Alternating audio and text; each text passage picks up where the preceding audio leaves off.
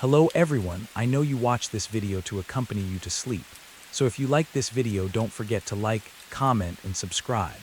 Also, don't forget to tell me where you are from and what time you watched this video. Let's jump straight into the story. Story 1. The headlights appeared out of nowhere, twin beams cutting through the darkness behind me.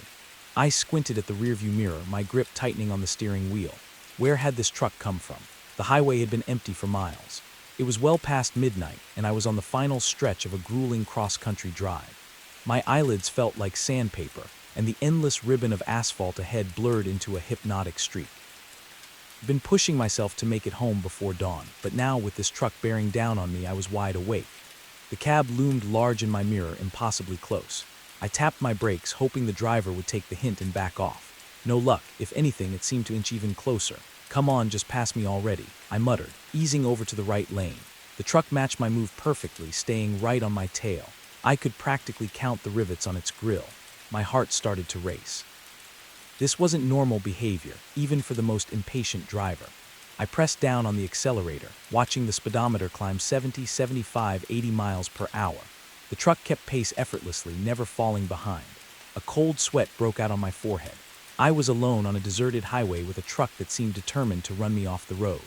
My mind raced through possible explanations, each more unsettling than the last. Road rage, a drunk driver, or something worse. I spotted a sign for an upcoming rest stop and made a split-second decision. I'd pull in there where there might be other people around. Safety in numbers, right? As I took the exit, the truck followed. I cursed it under my breath, hands shaking as I navigated the dark, twisting road leading to the rest area. The parking lot came into view, illuminated by a single flickering streetlight. It was empty. I pulled into a spot near the restroom building, killing the engine. The truck's headlights flooded my rearview mirror, blinding me. I squeezed my eyes shut, heart pounding in my ears. This was it. Whatever was going to happen would happen now. Seconds ticked by, then silence. The light behind me vanished. Slowly, I opened my eyes and turned around. The parking lot was empty. No truck, no headlights, nothing but darkness and the faint buzz of the streetlight above. I sat there, frozen, for what felt like hours. My mind struggled to process what had just happened. Had I imagined it all? Was I so exhausted that I'd hallucinated a threatening truck? Eventually, I gathered the courage to step out of my car. The cool night air hit my face, helping to clear my head. I walked a lap around the parking lot, half expecting the truck to reappear at any moment. But there was no sign it had ever been there. As the adrenaline began to fade, exhaustion crept back in. I decided to try to get some sleep in my car before continuing my journey. I reclined the seat and closed my eyes, but sleep wouldn't come. Every time I started to drift off, I'd jerk awake, certain I'd heard the rumble of an engine. The sky was just beginning to lighten when I gave up on sleep. I needed coffee if I was going to make it the rest of the way home. I started the car and pulled out of the rest stop, constantly checking my mirrors for any sign of the truck. The highway was still eerily empty as I merged back onto it. My nerves were shot, and every vehicle I saw in the distance made my heart rate spike. But none of them were the truck that had chased me. About an hour later, I spotted a 24-hour diner just off the highway. The parking lot was half full, a welcome sight after the emptiness of the night. I pulled in, desperate for caffeine and human contact. The bell above the door jingled as I entered. A few heads turned to look at me, then went back to their own conversations or plates of food. I slid into a booth near the window, still able to keep an eye on my car and the highway beyond. A waitress approached, coffee pot in hand. "Rough night?" she asked, eyeing my disheveled appearance as she filled my cup. I nodded, wrapping my hands around the warm mug. "You could say that. Had a bit of a scare on the highway." She raised an eyebrow. "Oh, what happened?" I hesitated, suddenly feeling foolish. How could I explain what I'd experienced without sounding crazy? "There was this truck," I began. "It followed me for miles, riding my bumper. When I pulled over at a rest stop, it just vanished." The waitress's expression changed, a flicker of recognition in her eyes. She glanced around, then leaned in closer. "You're not the first to come through here with a story like that," she said in a low voice. My blood ran cold. "What do you mean?" She sighed, sliding into the seat across from me. "In the past few months, we've had a handful of drivers stop in here, all shaken up about a truck that chased them on the highway, always at night, always on that same stretch you came in on." I leaned forward, hanging on her every word. "Did they see who was driving it?" She shook her head. "That's the thing. No one ever sees a driver, and the truck always disappears without a trace." A chill ran down my spine. What do you think it means?" The waitress shrugged, but her eyes were serious. I don't know, but there's been a string of robberies on that highway lately. Cars found abandoned, drivers missing. Police haven't been able to catch whoever's behind it. My mind reeled trying to connect the dots. A phantom truck, disappearing drivers, unsolved robberies. It was like something out of a nightmare. Has anyone reported this truck to the police? I asked. She nodded. A few have tried, but without any evidence and with the truck always vanishing. Well, let's just say the police aren't taking it too seriously. I sat back, processing this information. Part of me felt relieved that I wasn't the only one who had experienced this, that I wasn't going crazy, but a larger part was terrifying. What was really going on out there on that lonely stretch of highway? The waitress must have seen the fear in my eyes. She reached out and patted my hand. Look, you made it here safe. That's what matters. My advice, stick to driving during the day if you can. And if you see that truck again, get somewhere public as fast as you can. I nodded, grateful for her kindness and the warning. As she stood to get back to work, a thought occurred to me. Wait, I called after her. You said there have been robberies, missing drivers, but I wasn't robbed. The truck didn't even stop when I pulled over. Why? She turned back, a grim expression on her face. Maybe you got lucky, or maybe they were just scouting, learning your habits, your reactions. For next time, with that chilling thought, she walked away, leaving me alone with my cooling coffee and racing thoughts. I stayed at the diner far longer than I'd planned, nursing cup after cup of coffee as I watched the sun rise fully. The normalcy of the morning rush helped ground me, reminding me that the world wasn't all dark highways and phantom trucks. When I finally got back on the road, I felt more in control. The highway looked different in the daylight, less menacing. But I couldn't shake the feeling that I was being watched, that somewhere out there, the driver of that ghost truck was waiting for another opportunity. I made it home without further incident, but the experience stayed with me. I found myself researching highway robberies in the area, looking for patterns or clues. I even considered reporting my experience to the police, but always stopped short. What could I tell them that wouldn't sound completely insane? Weeks passed, and slowly the intensity of that night began to fade. I still avoided driving that stretch of highway after dark, but the constant fear subsided. Life went on. Then, about a month after my encounter, I saw a news report that made my blood run cold. A car had been found abandoned on that same highway, the driver missing. Witnesses reported seeing a large truck in the area just before the disappearance. As I stared at the TV screen, a chill ran down my spine.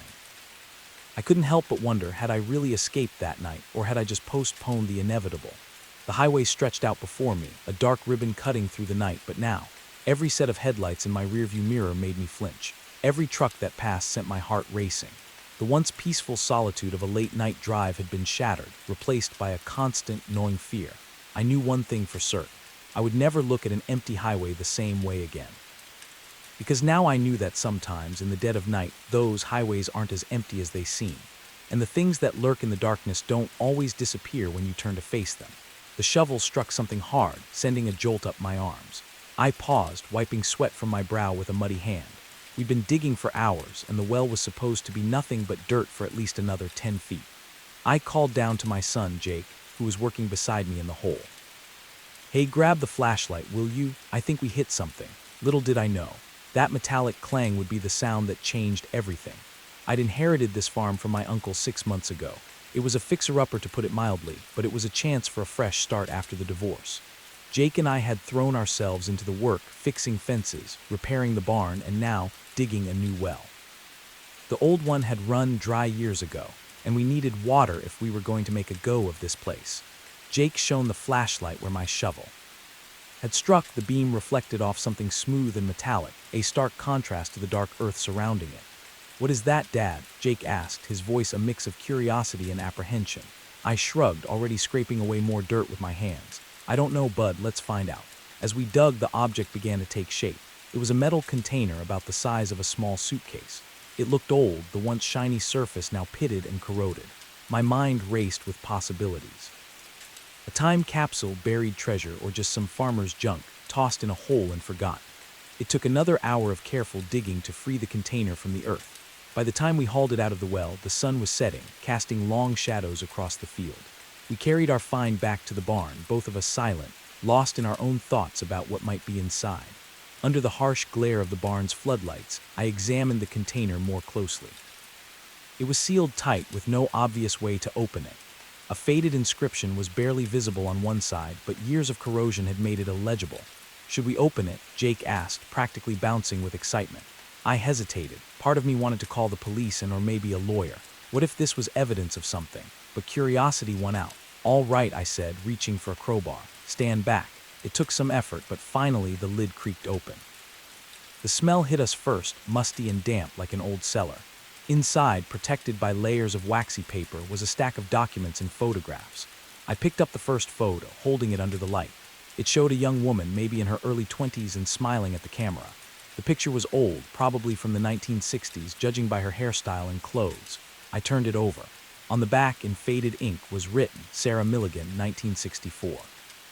Jake peered over my shoulder. "Who's that, Dad?" I shook my head. "I don't know." But as I said it, a nagging feeling started in the pit of my stomach. The name Milligan sounded familiar, but I couldn't place why.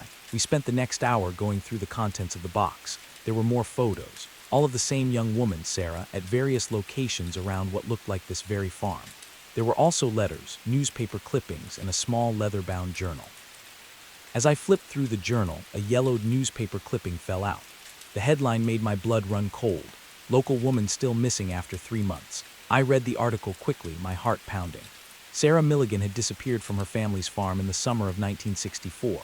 Despite an extensive search, no trace of her was ever found. The article mentioned that Sarah's father, the owner of the farm, was the primary suspect but was never charged due to lack of evidence. "Dad." Jake's voice snapped me back to the present. "What's wrong?" I looked at my son, trying to keep my voice steady. "Jake, I think we just found evidence in a very old missing persons case." His eyes widened. "Really? Like a real mystery?" I nodded, my mind racing. "Yeah, bud, a real mystery." I started gathering up the documents, careful not to disturb them more than necessary. "We need to call the police." The next few hours were a blur. Deputies came out to the farm, followed by detectives and a crime scene unit. Our quiet little farmhouse became the center of a whirlwind of activity. Jake and I were questioned separately, telling and retelling how we'd found the box. It was past midnight when things finally calmed down. The box and its contents had been taken away as evidence, and we'd been told not to discuss the case with anyone, as if we knew anyone to discuss it with. We were still new in town, barely knew our neighbors. I tucked Jake into bed, his head full of excitement about our discovery, but sleep eluded me. I sat at the kitchen table, a cold cup of coffee in front of me, staring out at the darkened fields. What had happened to Sarah Milligan, and why did her name sound so familiar? The next morning, I drove into town, determined to do some digging of my own. The local library was small, but it had archives of the town's newspaper going back decades. I spent hours poring over microfiche, reading everything I could about the Milligan case. Sarah had been 23 when she disappeared, engaged to be married. Her fiancé had reported her missing when she didn't show up for a date. The last person to see her was her father, James Milligan, who claimed she'd left the farm to run errands in town. As I read, pieces started falling into place.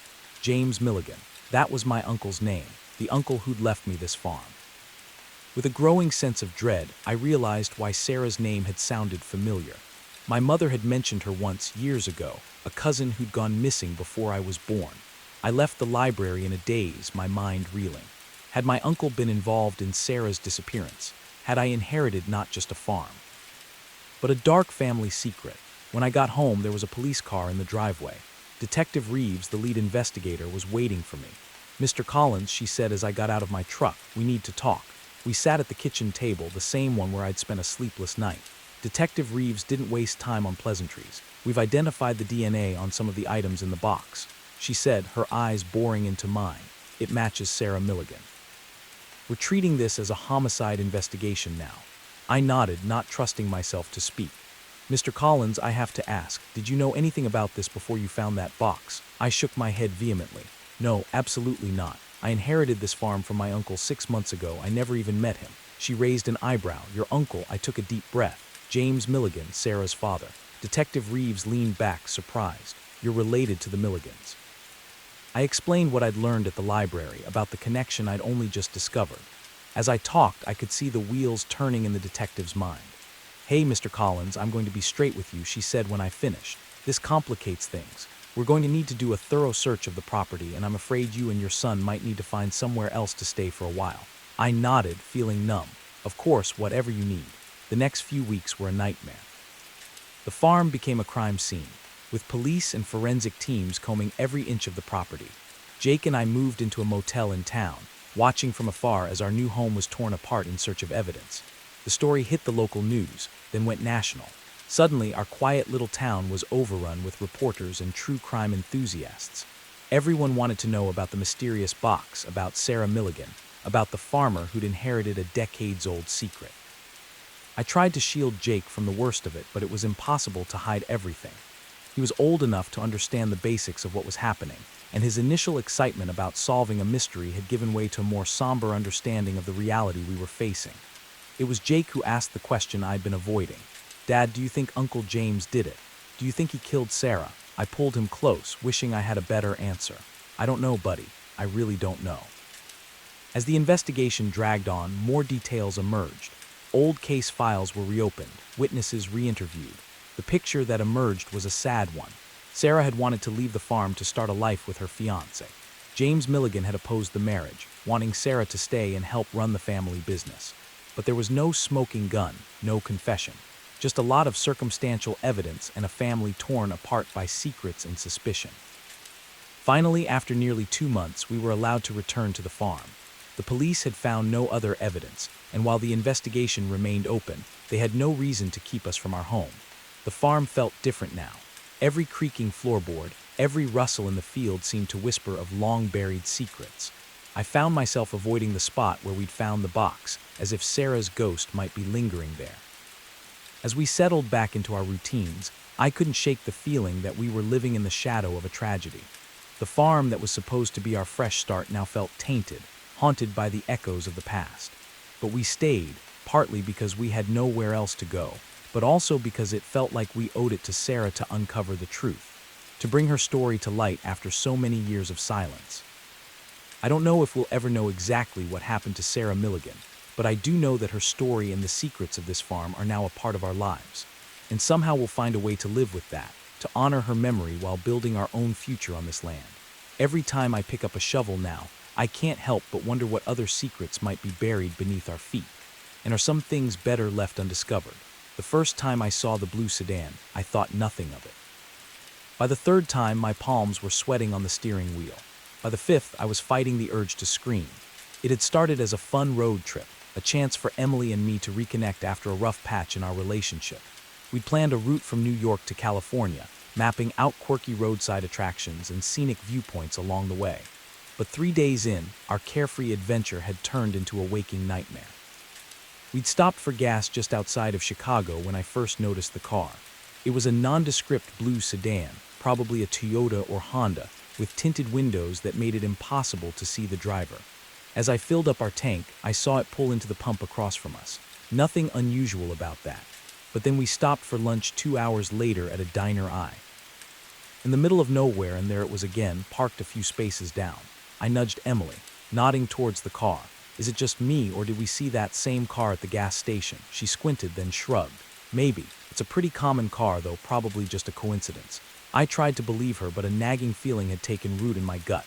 As we ate our burgers, I kept glancing out the window, half expecting to see someone watching us. But the car just sat there, silent and empty. We hit the road again, and for a while I managed to relax. We sang along to our road trip playlist, played silly car games, and marveled at the changing landscape as we pushed west. But as the sun began to set and we pulled into a small town to find a motel for the night, my blood ran cold. There, in the parking lot of the only motel in town, was the blue sedan. I said, my voice tight. "Look." She followed my gaze, and I saw the moment realization dawned on her face. "Okay, that's a little weird," she admitted. We checked in quickly, hurrying to our room with our bags. I double-checked the lock on the door, then peered out through the curtains. The blue car was still there, its windows reflecting the neon glow of the motel sign. "Should we call the police?" Emily asked, her voice small. I hesitated. "And tell them what? That we've seen the same car 3 times in one day? They'll think we're paranoid." We spent a restless night, taking turns to keep watch, but nothing happened. When morning came, the blue car was gone. I wanted to believe it was over, that maybe we really had just been paranoid. But as we merged onto the highway, my heart sank. There, a few cars behind us, was the familiar blue shape. "We need to lose them," I said, gripping the wheel so tight my knuckles turned white. Emily nodded, her face pale. "How?" I took the next exit abruptly, earning a chorus of honks from other drivers. The blue car followed. I turned down side streets randomly, trying to be unpredictable. Sometimes I caught a glimpse of our pursuer in the rearview mirror, sometimes not, but they always reappeared. After an hour of this cat and mouse game, we found ourselves on a lonely stretch of country road. Fields of corn stretched out on either side, broken only by the occasional farmhouse or barn. What do we do now? Emily asked, her voice shaking. I opened my mouth to respond, but before I could, I saw something that made my heart leap into my throat. Up ahead, an old barn loomed by the roadside, its faded red paint peeling in the sun, and parked behind it, just visible, was a blue sedan. "They're waiting for us," I whispered. Emily's eyes widened in fear. "Turn around now." I slammed on the brakes, ready to spin the car around, but it was too late. The blue sedan pulled out from behind the barn, blocking the road ahead. At the same moment, I saw another car appear in my rearview mirror, cutting off our retreat. We were trapped. Seemed to slow down as the driver's door of the blue sedan opened. A figure stepped out, and I felt the world tilt on its axis. No, Emily breathed beside me. It can't be, but it was. Walking towards our car, a grim smile on his face, was Emily's ex-boyfriend, Mark. Memories flooded back, memories I'd tried to suppress. Emily showing up at my apartment 6 months ago, bruised and terrified. Her tearful confession about Mark's possessive behavior, his violent outbursts, the restraining order we'd helped her get, the weeks of looking over our shoulders, jumping at every sound. We thought it was over. We thought we were safe. Mark approached the driver's side window. I hit the lock button for all the good it would do. He leaned down, his face inches from the glass. "Long time no see," he said, his voice muffled but still chilling. "Did you really think you could just run away?" Emily was frozen beside me, her face a mask of terror. I reached for her hand, squeezing it tight. "What do you want, Mark?" I called through the glass, trying to keep my voice steady. His smile widened, showing too many teeth.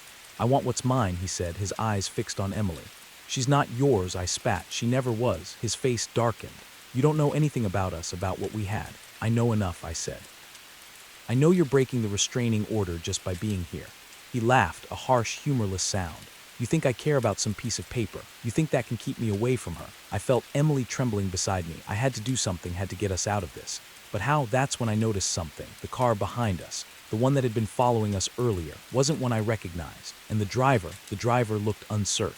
A plan began to form in my mind. A desperate, possibly stupid plan, but it was all we had. "Emily," I whispered, not taking my eyes off Mark. "When I say go, I need you to duck down. Can you do that?" She nodded, her eyes wide with fear and confusion. I took a deep breath, then in one swift motion, I turned the key in the ignition and slammed the car into reverse. "Go," I yelled. Emily ducked. I floored it. Our car shot backward straight towards the vehicle behind us. At the last second, I saw the driver's eyes widen in panic. They swerved, just barely avoiding a collision. Mark shouted in anger, running towards us, but I was already shifting into drive, cutting the wheel hard. We fishtailed onto the shoulder, kicking up a cloud of dust and gravel. For a heart-stopping moment, I thought we might flip. But then the tires caught and we shot forward. I didn't look back. I just drove, pushing our car to its limits. Emily sat up slowly, her face pale. "Are they following us?" I asked, not daring to take my eyes off the road. She turned in her seat, peering out the back window. I don't think so. I can't see them." I didn't slow down. We drove for hours, taking random turns, avoiding main roads. Every car we saw made us flinch. Every time we had to stop for gas, we scanned the area obsessively. It was well past midnight when we finally felt safe enough to stop. We found a small motel in a town we'd never heard of, paid cash for a room, and collapsed onto the bed, exhausted and shell-shocked. "How did he find us?" Emily whispered into the darkness. I shook my head, even though she couldn't see it. "I don't know. Maybe he hacked your phone or something. We'll get new ones tomorrow." She was quiet for a long moment. "I'm so sorry," she said finally, her voice breaking. "This is all my fault. I've ruined everything." I turned to her, pulling her close. "Hey, no, this is not your fault. None of this is your fault. It's all on him." She buried her face in my shoulder, her body shaking with silent sobs. I held her, my mind racing. What were we going to do now? We couldn't go home. Mark knew where we lived, where we worked. We couldn't continue our trip. He'd been able to follow us this far. Who knew how long he could keep it up? As the first light of dawn began to seep through the curtains, I made a decision. "We're going to disappear," I said. Emily looked up at me, her eyes red and puffy. "What do you mean?" "I mean we're going to become different people. New names, new identities. We'll go somewhere he'd never think to look." It sounded crazy even as I said it, but what choice did we have? Emily was quiet for a long moment. Then slowly she nodded. "Okay," she said, "let's do it." And so, as the sun rose on a new day, we began planning our vanishing act. Our road trip had become an escape route, leading us not to California, but to a new life entirely. I don't know if we'll ever truly be free of Mark. I don't know if we'll ever stop looking over our shoulders, but I do know this. We're in this together, and together we'll find a way to survive. The open road stretches out before us, full of possibility and danger in equal measure. We drive on into an uncertain future, leaving the past in our rearview mirror. For now, at least, we're free. The last time I saw Eliza Thompson, she was laughing. It's an image seared into my memory, her head thrown back, long dark hair catching the golden light of the sunset. The sound of her joy carried away by the sea breeze. I didn't know then that it would be the last time I'd ever see her. That in less than 12 hours she would vanish without a trace, leaving behind nothing but questions and a growing sense of dread that threatened to swallow us all. I'm getting ahead of myself. Let me start at the beginning. My name is Michael Chen, and I was a security officer aboard the Emerald Princess, a luxury cruise ship making its way through the Caribbean. It was my 3rd year on the job, and I thought I'd seen it all. Drunken brawls, petty theft, the occasional medical emergency, nothing I couldn't handle but Eliza's disappearance. That was something else entirely. It started like any other day at sea. I began my shift at 6 a.m., making my rounds through the ship's corridors and public areas. Everything was quiet, most passengers still asleep in their cabins.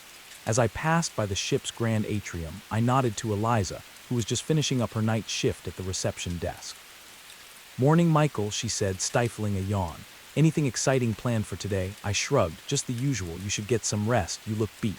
She laughed, gathering her things. "Oh, I will. But first, I'm going to watch the sunrise from my favorite spot on the upper deck.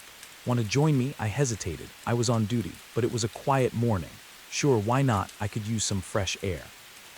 We made our way to a secluded spot on deck 16, leaning against the railing as the sky slowly lightened. Eliza closed her eyes, breathing in the salty air. "I love this," she said softly. "No matter how many cruises I work, this never gets old." I watched her out of the corner of my eye, struck by how peaceful she looked. We'd become free. DS over the past few months, sharing meals in the crew mess and swapping stories during our off hours. But in that moment, I realized there was still so much I didn't know about her. "How long have you been working on cruise ships?" I asked. She opened her eyes, a wistful smile playing on her lips. 5 years now. It was supposed to be just a gap year thing after college, but I fell in love with it. The travel, the people, the sense of adventure. I nodded, understanding completely. It was why I'd stayed with this job too, despite the long hours and time away from home. We chatted for a while longer as the sun crept above the horizon, painting the sky in brilliant oranges and pinks. Finally, Eliza yawned again. "I should really get some sleep," she said. "Thanks for the company, Michael. See you later." I nodded, watching as she walked away. It was the last time I would see her alive. The rest of my shift passed uneventfully. It wasn't until that evening during the nightly staff meeting that I realized something was wrong. Eliza wasn't there. "Has anyone seen Thompson?" our supervisor, Rita, asked, frowning at her clipboard. She was supposed to start her shift an hour ago. Murmurs of confusion rippled through the room. It wasn't like Eliza to be late, let alone miss a shift entirely. "I saw her this morning," I offered. "She was heading to her cabin to sleep after the night shift." Rita's frown deepened. "Can you go check on her? Make sure she's all right." I nodded, an uneasy feeling settling in my stomach as I made my way to the crew quarters. I knocked on Eliza's door, calling her name. No response. I used my master key to enter, half expecting to find her sound asleep. The cabin was empty. The bed was made, looking like it hadn't been slept in. Eliza's uniform for the evening shift was laid out neatly on a chair. Her phone was on the nightstand, its screen dark. I radioed Rita. "She's not here. The cabin looks untouched since this morning." There was a long pause before Rita responded. "Initiate search protocol." Now, the next few hours were a blur of activity. We combed every inch of the ship, from the engine room to the uppermost decks. We reviewed security footage, interviewed crew members and passengers, but there was no sign of Eliza. The last confirmed sighting of her was on the security camera outside her cabin at 7:12 a.m. The footage showed her entering her room, closing the door behind her, and then nothing. No footage of her leaving, no sign of disturbance. It was as if she had simply vanished into thin air. As the night wore on and our search turned up nothing, the atmosphere on the ship grew tense. Passengers began to notice the increased security presence whispering among themselves. Rumors started to spread. By morning, we had to face facts. We had a missing person on our hands. The captain made an announcement asking for any information about Eliza's whereabouts. Her picture was displayed on screens throughout the ship. We contacted the nearest port authorities and the cruise line's head office. A Coast Guard search was initiated, though we all knew the chances of finding someone in the vast expanse of the Caribbean were slim to none. I couldn't shake the feeling that I was somehow responsible. If only I'd walked her to her cabin that morning. If only I'd checked on her sooner. The image of her laughing in the sunrise haunted me. As the investigation ramped up, I found myself recounting every detail of my last interaction with Eliza to a stern-faced detective from the ship's security team. Did she seem nervous, distracted? Did she mention any plans for the day? He asked. I shook my head. No, she seemed happy, relaxed. She was looking forward to getting some sleep. The detective's eyes narrowed. And you're sure she went into her cabin? Yes, I said, for what felt like the 100th time. The security footage confirms it. He nodded, making a note in his file. And there's no way she could have left without being seen on camera. I hesitated. It shouldn't be possible. The corridor outside the crew cabins is monitored 24/7. But as I said it, a chill ran down my spine. Because if it wasn't possible, then how had it happened? Days passed and the mystery only deepened. Eliza's cabin was thoroughly searched, revealing nothing out of the ordinary. Her passport, wallet, and all personal belongings were accounted for. There were no signs of a struggle, no evidence of foul play. Theories abounded among the crew and passengers alike. Some believed she had somehow fallen overboard, though how she could have done so without anyone noticing was unclear. Others whispered about suicide, but those who knew Eliza dismissed this outright. She had been happy with no signs of depression or distress. The most disturbing theory, the one that kept me awake at night, was that someone on the ship was responsible for her disappearance. The thought that one of our passengers or crew members could be a killer walking among us was almost too horrifying to contemplate. As the days turned into weeks, the investigation hit dead end after dead end. The ship completed its scheduled cruise and returned to Porty, where more intensive forensic work could be done. But even with the full resources of law enforcement brought to bear, no new leads emerged. Eliza's family flew in, their faces drawn with worry and grief. I watched from a distance as they were briefed by the investigators, saw the mother collapse into sobs as the reality of the situation sunk in. I wanted to approach them, to offer some words of comfort, but what could I possibly say? In the end, the Emerald Princess set sail again, with a new crew member taking Eliza's place at the reception desk. Life on board returned to normal, or a semblance of it. But for those of us who had known her, who had searched for her, who had been left behind with nothing but questions, things would never be the same. I stayed on with the cruise line, unable to leave while Eliza's fate remained unknown. Each new port brought a flicker of hope that some clue would surface, that someone somewhere might have seen something. But as months passed with no new information, that hope began to fade. Sometimes, in the quiet hours of the night, I find myself on deck 16, staring out at the endless expanse of the sea. I think about Eliza, about her laugh, about the way she loved watching the sunrise. I wonder where she is, if she's still out there somewhere. And I can't help but feel that the ocean knows the truth, holding its secrets in its unfathomable depths. The disappearance of Eliza Thompson remains an unsolved mystery, a ghost story whispered among cruise ship crews. For me, it's a constant reminder of how fragile our sense of security can be, how easily a life can vanish without a trace. And every time I see a passenger enter their cabin, every time I watch a security camera feed, I can't help but wonder, could it happen again? In this floating city of steel and glass, surrounded by the vast, indifferent sea, are any of us truly safe? The Emerald Princess sails on, carrying its cargo of vacationers and secrets. And somewhere out there, perhaps Eliza is still laughing, her voice carried away by the endless ocean breeze. First slash in the tent canvas was so perfect, so surgical it almost looked deliberate. I traced my finger along the edge, feeling the frayed nylon threads. Whatever had done this wasn't just sharp, it was wickedly so.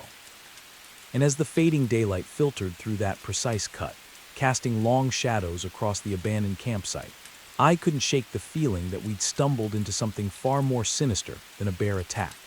My name's Alex, and I've been hiking the Appalachian Trail with my best friend Jamie I for the past month. We're experienced backpackers, used to the challenges of long-distance trekking, but nothing in our years of outdoor adventures could have prepared us for what we found in that secluded clearing, deep in the heart of the Georgia wilderness. The day had started like any other on the trail. We'd broken camp at dawn, hoping to cover a good 15 miles before nightfall.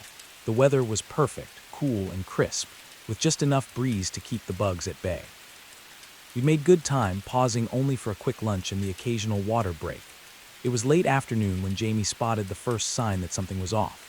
"Hey, Alex," he called, pointing to a tree just off the trail. "Check this out." I walked over, squinting at the trunk. There, carved deep into the bark, was a crude symbol, a circle with a jagged line through it. The cuts looked fresh, the exposed wood still oozing sap. Weird, I muttered. Never seen a trail marker like that before. Jamie shrugged. Probably just some kid messing around. We pressed on, but I couldn't shake a growing sense of unease. The forest seemed quieter than usual. The usual chorus of bird song and insect buzz oddly muted, and I could have sworn I caught glimpses of movement in my peripheral vision, always just out of sight when I turned to look. As the sun began to dip towards the horizon, we started looking for a suitable campsite. That's when we saw the clearing. It was perfect. A small, level area nestled between two rocky outcroppings with a babbling stream nearby. But as we approached, we realized we weren't the first to discover this idyllic spot. The remains of a campsite lay before us, looking for all the world like its occupants had vanished in the middle of their stay. A tent stood in the center, its door flap open and swaying gently in the breeze. A small cooking pot sat on a makeshift fire pit, the ashes long cold. Backpacks and sleeping bags were scattered around, as if their owners had fled in a hurry. Jamie and I exchanged glances. This wasn't normal. Even the messiest campers usually packed up B. After moving on, "Hello," Jamie called out. "Anyone here?" His voice echoed through the clearing, met only by the soft gurgle of the stream and the rustle of leaves overhead. We approached cautiously. That's when I noticed the first slash in the tent, and then another and another. The entire structure was riddled with them, each cut precise and deliberate. "What the hell?" I breathed, peering inside the ruined shelter. The interior was a mess. Sleeping bags were shredded, clothes strewn about. A flashlight lay on its side, its beam creating eerie shadows as it illuminated a small notebook. I picked it up, flipping it open to the last entry. The handwriting was shaky, almost frantic. "Day 3, it's still out there. We can hear it moving around the camp at night. The others think I'm crazy, but I know what I saw. It's not a bear. It's not anything natural. God help us if it gets in." I showed the notebook to Jamie, watching as the color drained from his face. "We should go," he said, his voice barely above a whisper. "Now." But as I turned to leave, something caught my eye. There, half hidden beneath a torn sleeping bag, was a camera. My hands shook as I picked it up, praying the battery wasn't dead. It wasn't. The screen flickered to life, showing the last image taken. My heart nearly stopped. The photo was dark, clearly taken at night. But there, just at the edge of the frame, illuminated by the flash, was something, a shape that was almost human, but not quite. Long, spindly limbs, a face that was more shadow than substance, and eyes that reflected the camera's flash like a cat's, but far larger. I dropped the camera, stumbling backwards. "We need to leave now." But as I turned, I realized with horror that the sun had nearly set. The forest around us was deepening into twilight, shadows lengthening and merging into an impenetrable gloom. Jamie was already gathering his pack. "We can make it back to the trail if we hurry," he said, his voice tense. "We'll hike through the night if we have to." I nodded, snatching up my own backpack. But as I turned to go, a glint of metal caught my eye. There, half buried in the soft earth near the fire pit, was a small, silver locket. Without thinking, I scooped it up and shoved it in my pocket. We set off at a brisk pace, trying to retrace our steps in the fading light, but nothing looked familiar. The trees seemed to press in closer, their branches reaching out like gnarled fingers. More than once I could have sworn I heard something moving in the underbrush, always just out of sight.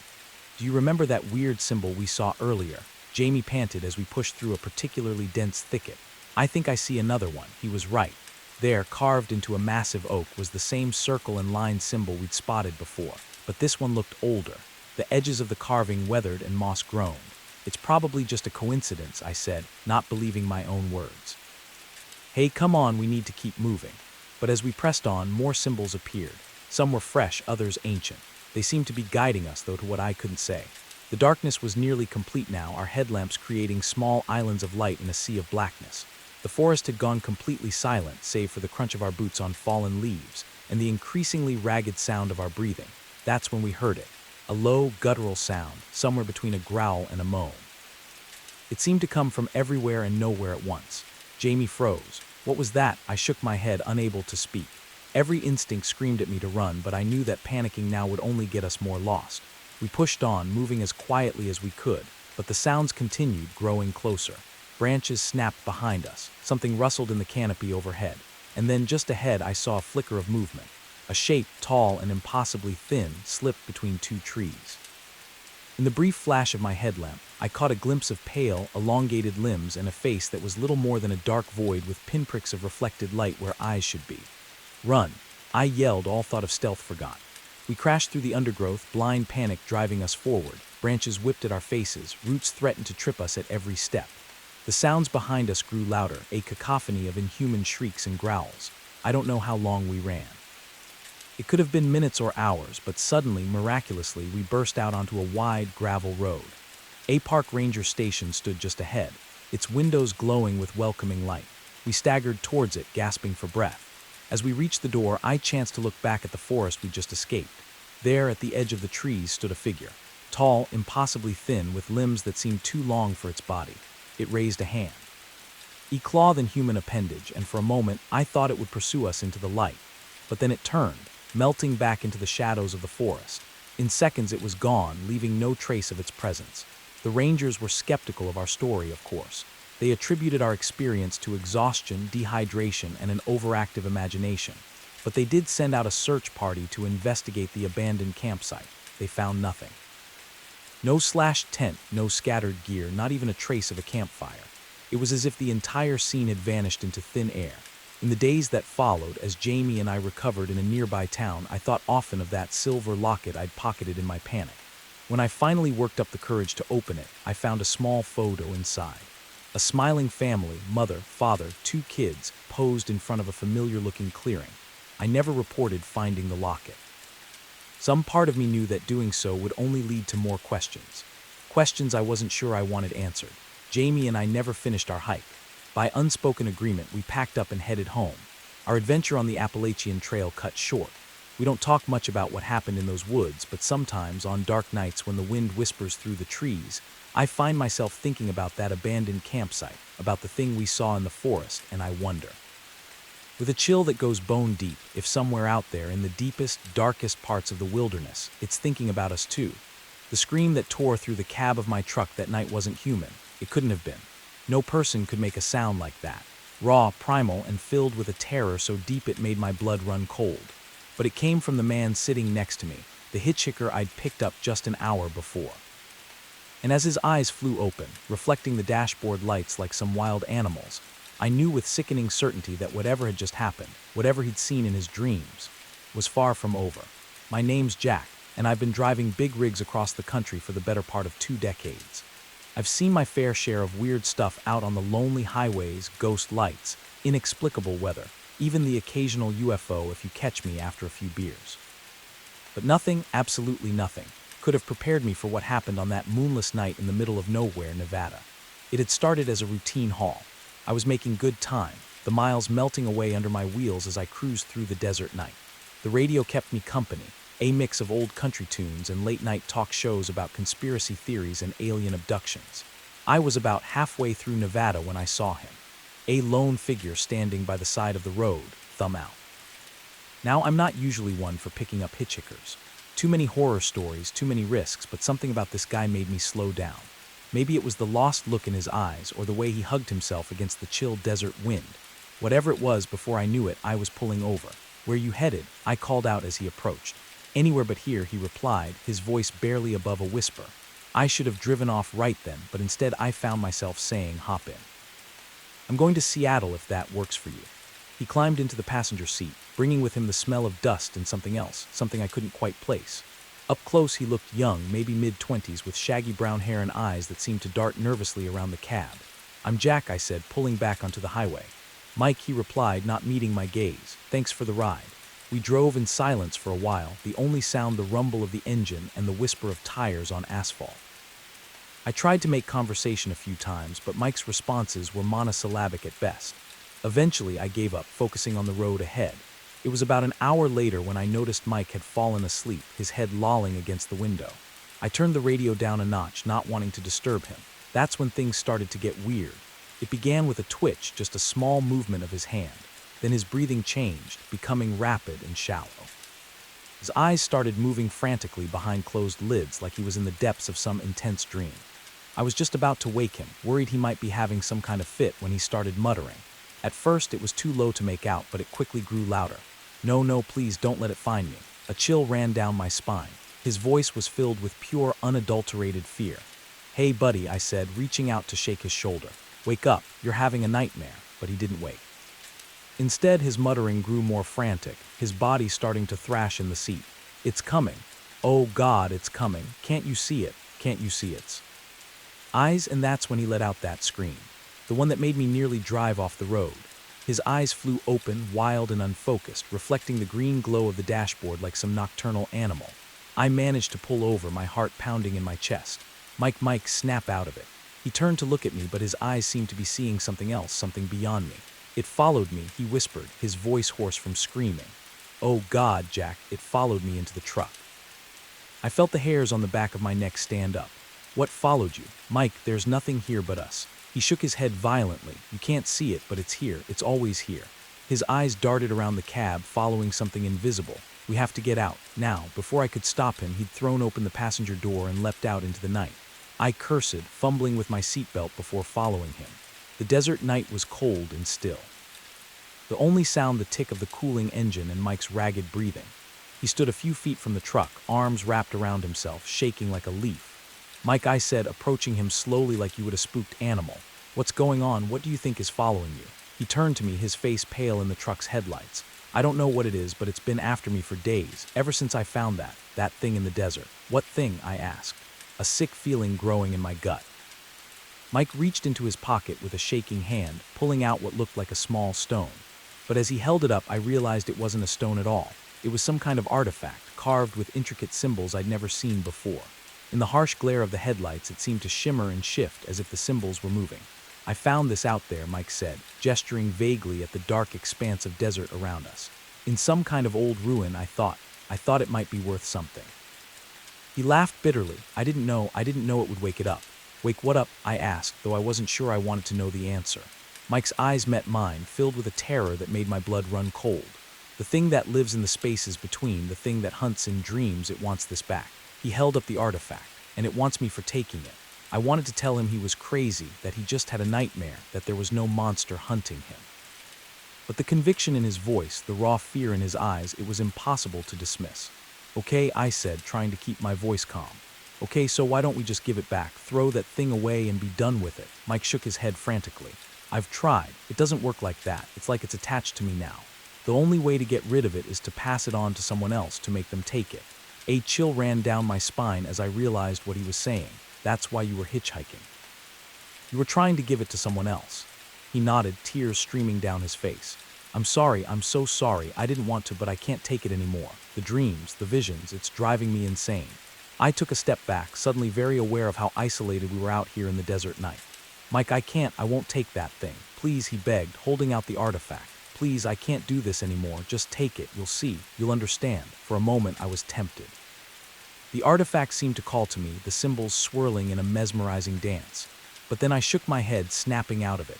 No, I said firmly. I won't do it, Mike, but I'll help you. We'll figure this out together, okay? There's got to be a way to get rid of that thing without passing it on.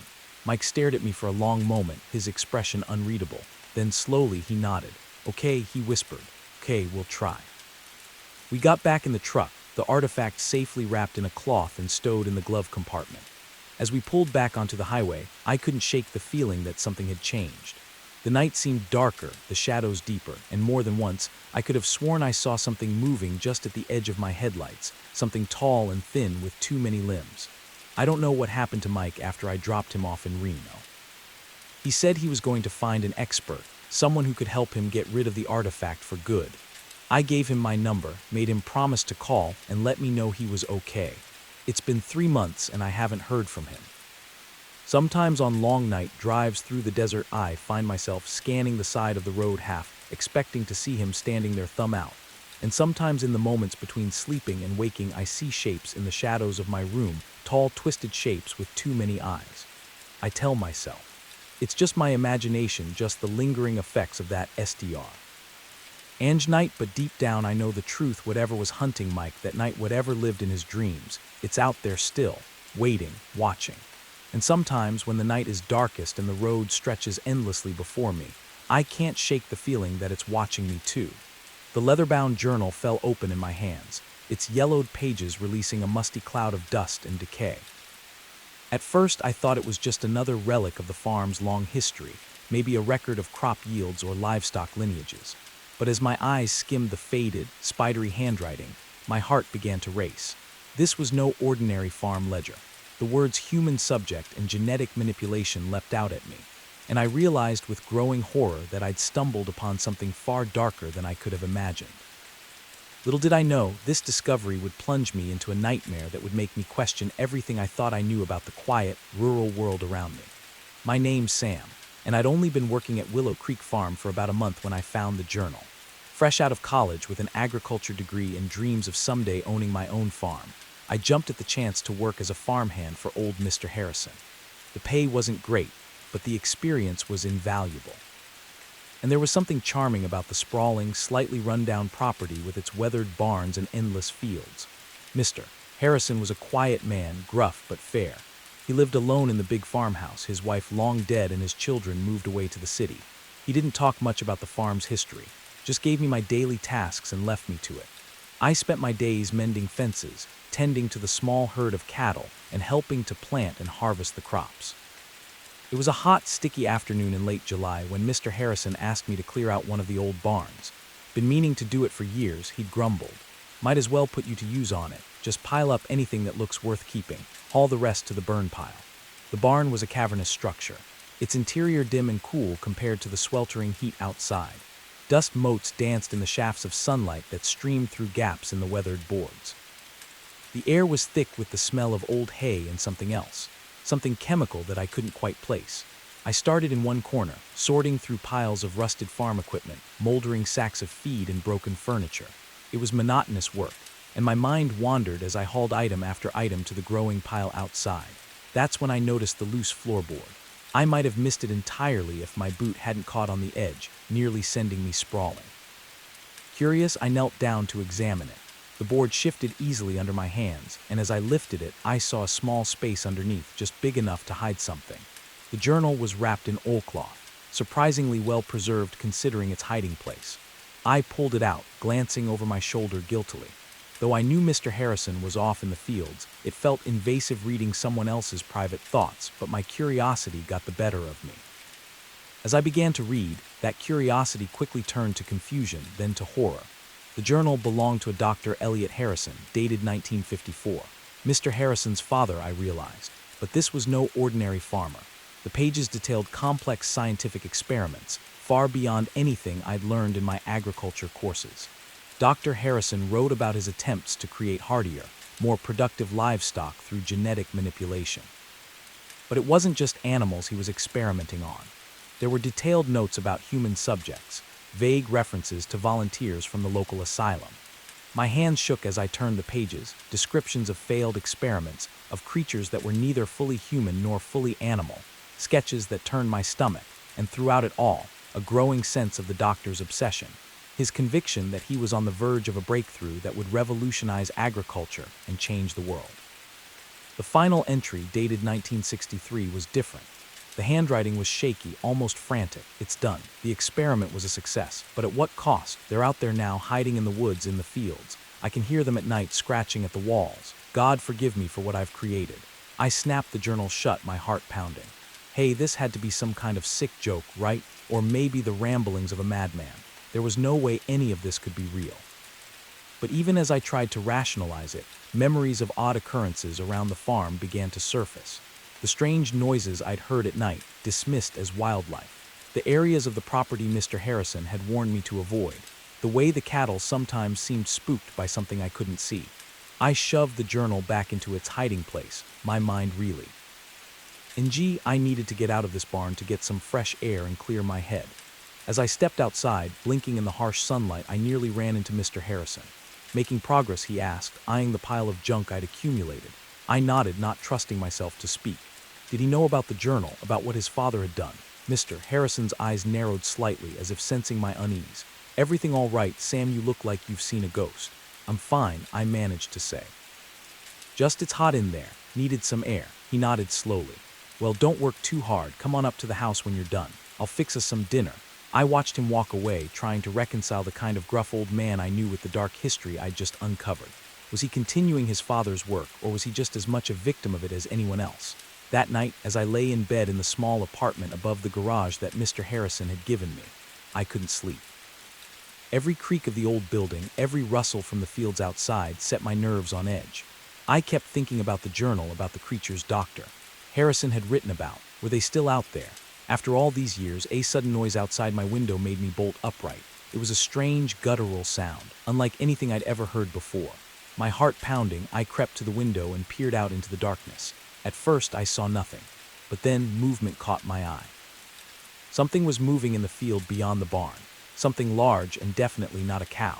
Its movements were jerky, unnatural, and then it turned and I caught a glimpse of its face in the moonlight.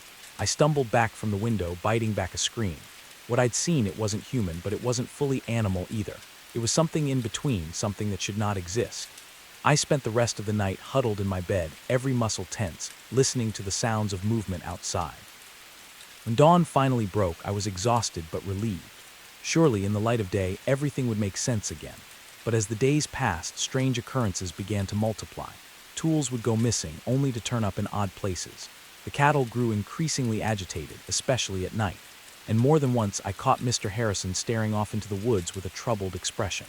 I thought about leaving, about packing up my things and getting as far away from Willow Creek Farm as I could. But something held me back. Curiosity, maybe, or a sense of responsibility.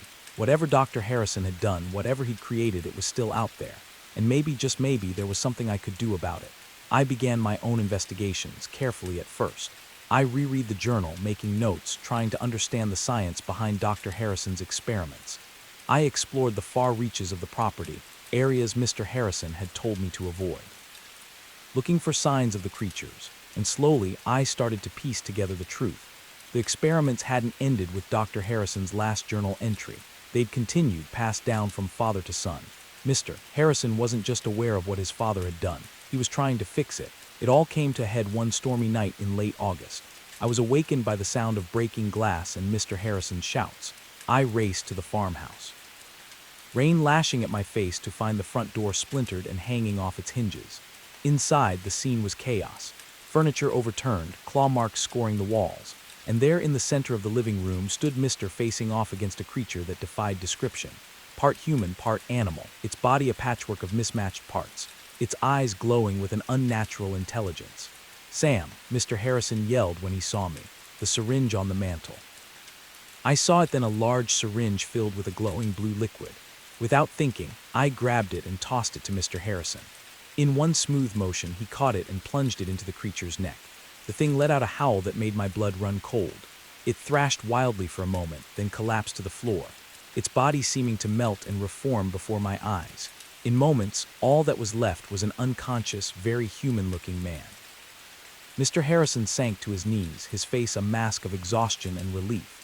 "It's over," he murmured. "It's finally over." In the days that followed, Mr. Harrison told me everything. How his father's experiments had created a handful of hybrid creatures. How they'd hidden in the woods for decades, occasionally venturing out to terrorize the farm. How he'd spent his life trying to find a cure, a way to reverse what his father had done. The man we'd captured that night was the last of them. With him cured, the long nightmare was finally over. But the weight of it, the dark legacy of Willow Creek Farm, would stay with me forever. I still worked the farm with Mr. Harrison.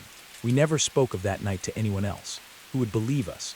But sometimes, on quiet nights when the wind whispers through the cornfields, I find myself scanning the tree line, wondering if we truly found them all. And I can't help but think about the thin line between scientific progress and playing God, and how easy it is to cross that line with the best of intentions. The secrets of Willow Creek Farm are buried now as they should be, but the lessons about responsibility, about the unforeseen consequences of our actions, those will stay with me always, and I'll never look at a quiet rural farm quite the same way again. The footprints ended abruptly in the middle of the field, as if their owner had simply vanished into thin air. I stood there, flashlight in hand, my mind struggling to make sense of what I was seeing. 20 years on the force, and I'd never encountered anything like this. The car was still running, keys in the ignition, the driver's personal belongings untouched. It was as if the driver had stepped out for a moment and just disappeared. Little did I know. This seemingly routine call would lead me down a rabbit hole of inexplicable events and unsolved mysteries that would haunt me for years to come. My name's Sarah Jennings, and I've been a state trooper in Nevada for 2 decades. I thought I'd seen it all. High-speed chases, horrific accidents, even the occasional UFO report from some poor soul who'd been out in the desert heat too long. But nothing could have prepared me for what happened that night on a lonely stretch of Highway 50, deep in the heart of what locals call the loneliest road in America. It started as a typical night shift. I was cruising along the highway, more tumbleweed than traffic keeping me company, when the call came in. A passing motorist had reported an abandoned vehicle on the side of the road. Hazard lights blinking, standard procedure. I'd check it out, call a tow if necessary, and be on my way. As I pulled up behind the vehicle, a late model sedan, nothing remarkable about it, I noticed something odd. The engine was still running. I approached cautiously, one hand on my holster out of habit. The driver's side door was slightly ajar, but there was no sign of the driver. I shone my flashlight into the interior. Everything looked normal. A half-empty water bottle in the cup holder, a phone charging on the dashboard, a duffel bag in the back seat. No signs of a struggle. No blood, nothing to indicate foul play. "Hello," I called out, sweeping my flashlight across the surrounding area. "Anyone there?" "Highway patrol." Only the whisper of the desert wind answered me. That's when I noticed the footprints, a single set, leading away from the driver's side door into the field adjacent to the highway. They were clear and purposeful, not the staggering tracks of someone injured or disoriented. I radioed in my situation and began to follow the prints. The field was mostly bare, scrub brush and hard, packed earth. Easy to see the trail in the beam of my flashlight. I expected to find the driver relieving themselves behind a bush or maybe having wandered off in confusion. Instead, I found nothing. The footprints stopped abruptly about 50 yards into the field. One moment they were there clear as day and the next nothing. Just undisturbed earth stretching out into the darkness. I stood there for a long moment, my mind refusing to process what I was seeing. People don't just vanish. There had to be an explanation. I searched the area thoroughly, widening my circle, looking for any sign of disturbance. Nothing. No scuff marks to indicate someone had jumped or been lifted. No signs of a struggle, just those footprints ending in the middle of nowhere. By the time backup arrived, I was sweating despite the cool night air. My colleague Mike took one look at my face and knew something was off. "What have we got, Sarah?" he asked, his hand instinctively moving to his holster. I explained the situation, showing him the car, the footprints, the impossible ending. He followed me out into the field, his own bewilderment growing with each step. "This is weird," he said finally, standing at the end of the trail. "Really weird." We called in forensics, had the area cordoned off. The next few hours were a blur of activity, photographing the scene, taking casts of the footprints, searching the vehicle. The driver was identified as one David Chen, 37, a software engineer from San Francisco. His family was contacted. No, they hadn't heard from him. Yes, he was driving to visit them in Denver. No, he had no history of mental illness or erratic behavior. As dawn broke, casting long shadows across the field, we were no closer to an explanation. David Chen had simply vanished, leaving behind a running car and a set of footprints that led nowhere. In the days that followed, the investigation intensified. Search parties combed the area. Helicopters with thermal imaging scanned for miles around. David's phone records, bank statements, and internet history were scrutinized. Missing persons bulletins were issued across multiple states. Nothing, not a single clue as to what had happened to David Chen. Theories abounded, each more outlandish than the last. Some suggested he'd been abducted by criminals, by a cult, by aliens. Others proposed he'd staged his own disappearance. There was talk of secret government experiments, of portals to other dimensions. I tried to stay grounded, to focus on the facts. But the more I dug into the case, the stranger things became. A week after David's disappearance, I received an anonymous tip. The caller, a trembling voice disguised by some kind of modulator, told me to look into something called the Highway of Tears. At first, I dismissed it as another crackpot lead. But something about the caller's urgency stuck with me. That night, unable to sleep, I started researching. What I found chilled me to the bone. The Highway of Tears, it turned out, wasn't just one highway. It was a phenomenon reported across multiple states, even multiple countries. Lonely stretches of road where people had vanished without a trace, often leaving behind vehicles in perfect working order. In some cases, there were reports of strange lights in the sky. In others, witnesses described a feeling of lost time, of the world around them seeming to shift and change. The deeper I dug, the more cases I found that mirrored David's. A woman in Alaska whose car was found running, her purse still on the seat, footprints leading into the snow before suddenly stopping. A truck driver in Australia who vanished while making a routine delivery, his rig discovered idling on the side of the outback highway. I began to compile a file cross-referencing cases, looking for patterns. Most of the disappearances happened at night. Many occurred in remote areas. In several cases, witnesses reported electronic malfunctions, radios cutting out, phones losing signal just before the disappearances. As my off-duty hours became consumed by this research, I could feel myself changing. I became jumpy, paranoid. Every time I patrolled that stretch of Highway 50, I found myself scanning the horizon, half expecting to see strange lights or shadowy figures. My colleagues noticed the change. Mike confronted me about it one night over coffee at the station. "Sarah, you've got to let this go," he said, his eyes full of concern. "The Chen case is cold. It's eating you up." I wanted to tell him everything about the Highway of Tears, about the patterns I'd discovered, but I knew how it would sound. I'd be taken off active duty, sent to psych eval. So I nodded, promised to take some time off to get my head straight, but I couldn't let it go. The next night, I found myself back on Highway 50 off duty. My personal vehicle loaded with cameras and scanning equipment I'd borrowed from a friend in the UFO watching community.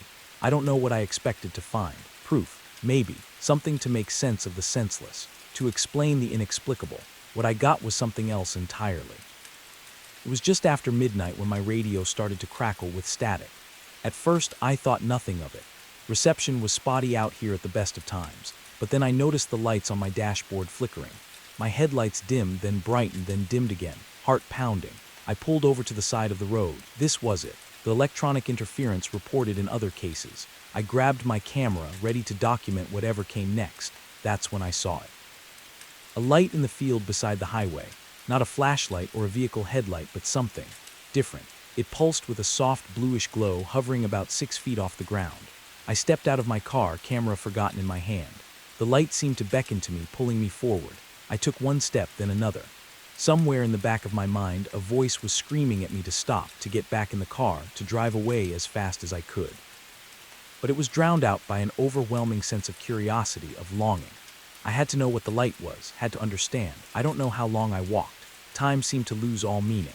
The light stayed just ahead of me, always just out of reach. I was vaguely aware of my feet moving, of the brush scraping against my legs, and then suddenly the light was gone. I blinked, disoriented, the spell broken. I found myself standing in the middle of the field, no idea how far I'd come. I turned back toward the highway, expecting to see my car's headlights. There was nothing. No car, no highway. Just empty desert stretching out in all directions, silvered by the light of a moon I didn't remember seeing earlier. Panic set in. I spun around, trying to get my bearings. That's when I saw them, footprints in the dirt. My footprints leading to where I stood, and beyond them another set of prints. Familiar prints that I'd seen once before, ending abruptly in the middle of nowhere. I stood there, my mind reeling, as the full weight of my situation crashed down upon me. I understood now. I was no longer the investigator. I had become part of the mystery. As the first light of dawn began to creep across the horizon, I made a decision. I would follow those footprints, David Chen's footprints, whatever had happened to him. Whatever lay beyond that impossible ending, I would find out. I took a deep breath, steeling myself for whatever came next. Then I stepped forward, leaving my own trail of footprints in the desert sand. Somewhere out there, in the vast emptiness of the Nevada desert, there's an abandoned car with its engine still running, and a set of footprints leading nowhere. The Highway of Tears had claimed another victim. And I had become just another unsolved mystery on the loneliest road in America. The first footprint appeared like a phantom in the morning dew, its shape unmistakably human, yet far too large to belong to any of us. I stared at it, my coffee mug forgotten in my hand, as the rising sun cast long shadows across our ravaged campsite. Our food was strewn about, tents slashed, and an eerie silence hung in the air where bird songs should have been. But it was that single, massive footprint that sent a chill down my spine. Whatever had visited us in the night was no ordinary animal, and I had a sickening feeling it wasn't done with us yet. My name's Alex, and this camping trip was supposed to be a chance for my family to reconnect, to escape the constant buzz of technology and remember what it was like to just be together. My wife Sarah, our 2 kids, Lily and Max, and I had spent months planning this getaway to Blue Pine Campground, a remote site nestled deep in the mountains. We'd arrived late yesterday afternoon, the kids buzzing with excitement as we set up our tents and gathered wood for the fire. As the sun set, we roasted marshmallows and told ghost stories, our laughter echoing through the trees. It felt perfect, like we'd finally found a way to pause the hectic pace of our lives and just breathe. If only I'd known then how quickly our idyllic retreat would turn into a nightmare. The first sign that something was wrong came in the middle of the night. I woke to the sound of rustling outside our tent, far too loud to be a raccoon or any of the small wildlife we'd been warned about. Grabbing my flashlight, I unzipped the tent flap and peered out. The beam of light caught a flash of movement at the edge of our campsite. Something large ducked behind a tree too quickly for me to make out its shape. Heart pounding, I zipped the tent back up and lay awake for hours, listening to the sounds of something large moving around our camp. When morning came, the full extent of the intrusion became clear. Our cooler had been upended, its contents scattered across the ground. Claw marks scored the sides of our tents, and there in a patch of bare earth was that enormous footprint. "Alex, what's going on?" Sarah's voice snapped me out of my daze. She stood in the entrance of our tent, her eyes widening as she took in the scene. I tried to keep my voice calm for her sake. "Looks like we had a visitor last night, probably a bear." But even as I said it, I knew it wasn't true. Bears didn't leave footprints like that. As Sarah woke the kids and we began to clean up the mess, I couldn't shake the feeling that we were being watched. The forest around us seemed too quiet, the shadows between the trees too deep. "Dad, can we go home now?" Lily asked. Her voice small and frightened as she clutched her stuffed rabbit. I wanted nothing more than to say yes, to pack up our things and drive back to the safety of civilization. But when I tried to start the car, my blood ran cold. The engine sputtered and died, refusing to turn over no matter how many times I tried. "It's okay," I told my family, trying to project a confidence I didn't feel, probably just a dead battery. "I'll hike down to the ranger station and get help." Sarah grabbed my arm, her eyes wide with fear. "You can't go out there alone. What if whatever did this is still out there?" I hesitated. She was right, of course, but what choice did we have? In the end, we decided to stick together. We packed some supplies and started down the trail towards the ranger station. It was only 5 miles, an easy hike under normal circumstances. But with every snapping twig and rustle in the underbrush, our nerves frayed a little more. We were about halfway there when Max spotted it. Another footprint. This one pressed into a patch of mud beside the trail. It was even larger than the first, and fresher. "It's following us," Sarah whispered, pulling the kids close. I wanted to reassure her, to say it was probably just coink. Idence, but the word stuck in my throat because deep down I knew she was right. We picked up our pace, the kids whimpering as branches scratched at their arms and legs. The sun was starting to set, the forest growing darker by the minute, and still the ranger station seemed no closer. That's when we heard it, a low, rumbling growl that seemed to come from everywhere and nowhere at once. Lily screamed and Max burst into tears. "Run," I yelled, scooping up Lily as Sarah grabbed Max's hand. We tore down the trail, blind panic driving us forward. Branches whipped at our faces, roots threatened to trip us at every step. And all the while that growl grew louder, closer. I chanced to look back and immediately wished I hadn't. Something was moving through the trees behind us, something massive and dark. I caught a glimpse of glowing eyes and a flash of teeth before I turned back, running faster than I ever had in my life. We burst into a small clearing, gasping for breath. And there, like a miracle, was a cabin. Not the ranger's station we'd been aiming for, but at that moment it looked like salvation. I didn't stop to question our luck. We raced for the door, praying it would be unlocked. The handle turned under my grip, and we tumbled inside, slamming the door behind us. For a long moment we just stood there, chests heaving, listening to the sounds of something large circling the cabin. Scratching noises came from the walls, and a low, frustrated growl echoed through the night. "What is it, Daddy?" Lily whimpered, burying her face in my shoulder. "I don't know, sweetheart," I said, stroking her hair, "but we're safe in here, it can't get us." As our eyes adjusted to the gloom, we began to take in our surroundings. The cabin was small, just one room with a fireplace, a few pieces of rustic furniture, and shelves lined with canned goods and supplies. It looked like some kind of emergency shelter or hunting cabin. Sarah found some lanterns and lit them, casting a warm glow around the room. As the kids huddled together on a threadbare couch, she pulled me aside. "Alex, what are we going to do?" she whispered, her voice trembling. "What if it doesn't leave?" I took a deep breath, trying to think rationally. "We've got shelter, and it looks like there's enough food here to last a while. We'll wait it out. Someone's bound to come looking for us eventually." But as the night wore on, that confidence began to waver. The creature outside showed no signs of leaving. We could hear it moving around the cabin, testing the walls and door. Occasionally, it would let out a roar that made the windows rattle. The kids finally fell into an uneasy sleep, exhausted from the day's terror. Sarah and I took turns keeping watch, peering out the windows into the darkness. It was during my watch in the darkest hours of the night that I saw it clearly for the first time. The moon had come out from behind the clouds, illuminating the clearing in front of the cabin. And there, standing at the edge of the trees, was a creature that shouldn't exist. It was massive, easily 8 feet tall, with a body that seemed to be a patchwork of animal parts. Thick fur covered most of its body, but I could see patches of scales and what looked like feathers. Its face was a nightmarish blend of bear and something almost human, with eyes that glowed an unnatural yellow in the moonlight. As I watched, frozen in horror, it turned those glowing eyes directly towards me, and then impossibly it smiled, revealing rows of razor-sharp teeth. I stumbled back from the window, my heart pounding so hard I thought it might burst from my chest. This couldn't be real. Creatures like that didn't exist. They couldn't. But the growl that rumbled through the night was very, very real. I don't know how long we stayed in that cabin. Days blurred together, marked only by the rising and setting of the sun and the constant presence of the creature outside. We rationed the food carefully, knowing we might be in for a long wait. The kids were surprisingly resilient, turning our confinement into a game of sorts. But I could see the strain wearing on Sarah, the constant fear taking its toll. On what I think was the 5th day, we woke to silence. No growls, no scratching at the walls. Cautiously, I peered out the window. The clearing was empty. We waited another full day before we dared to venture out. The forest seemed normal again. Birds singing, small animals scurrying about. But the claw marks on the cabin walls and the massive footprints in the mud were undeniable proof that our ordeal had been real. We made our way back to our campsite, half expecting to find it destroyed. Instead, we found park rangers and a search party. Our car had been fixed. Apparently, someone had noticed it sitting abandoned and called it in. We told them a sanitized version of events, that we'd gotten lost, found the cabin, and waited out a storm. Who would believe the truth? As we drove home, the kids chat, ring excitedly about their adventure.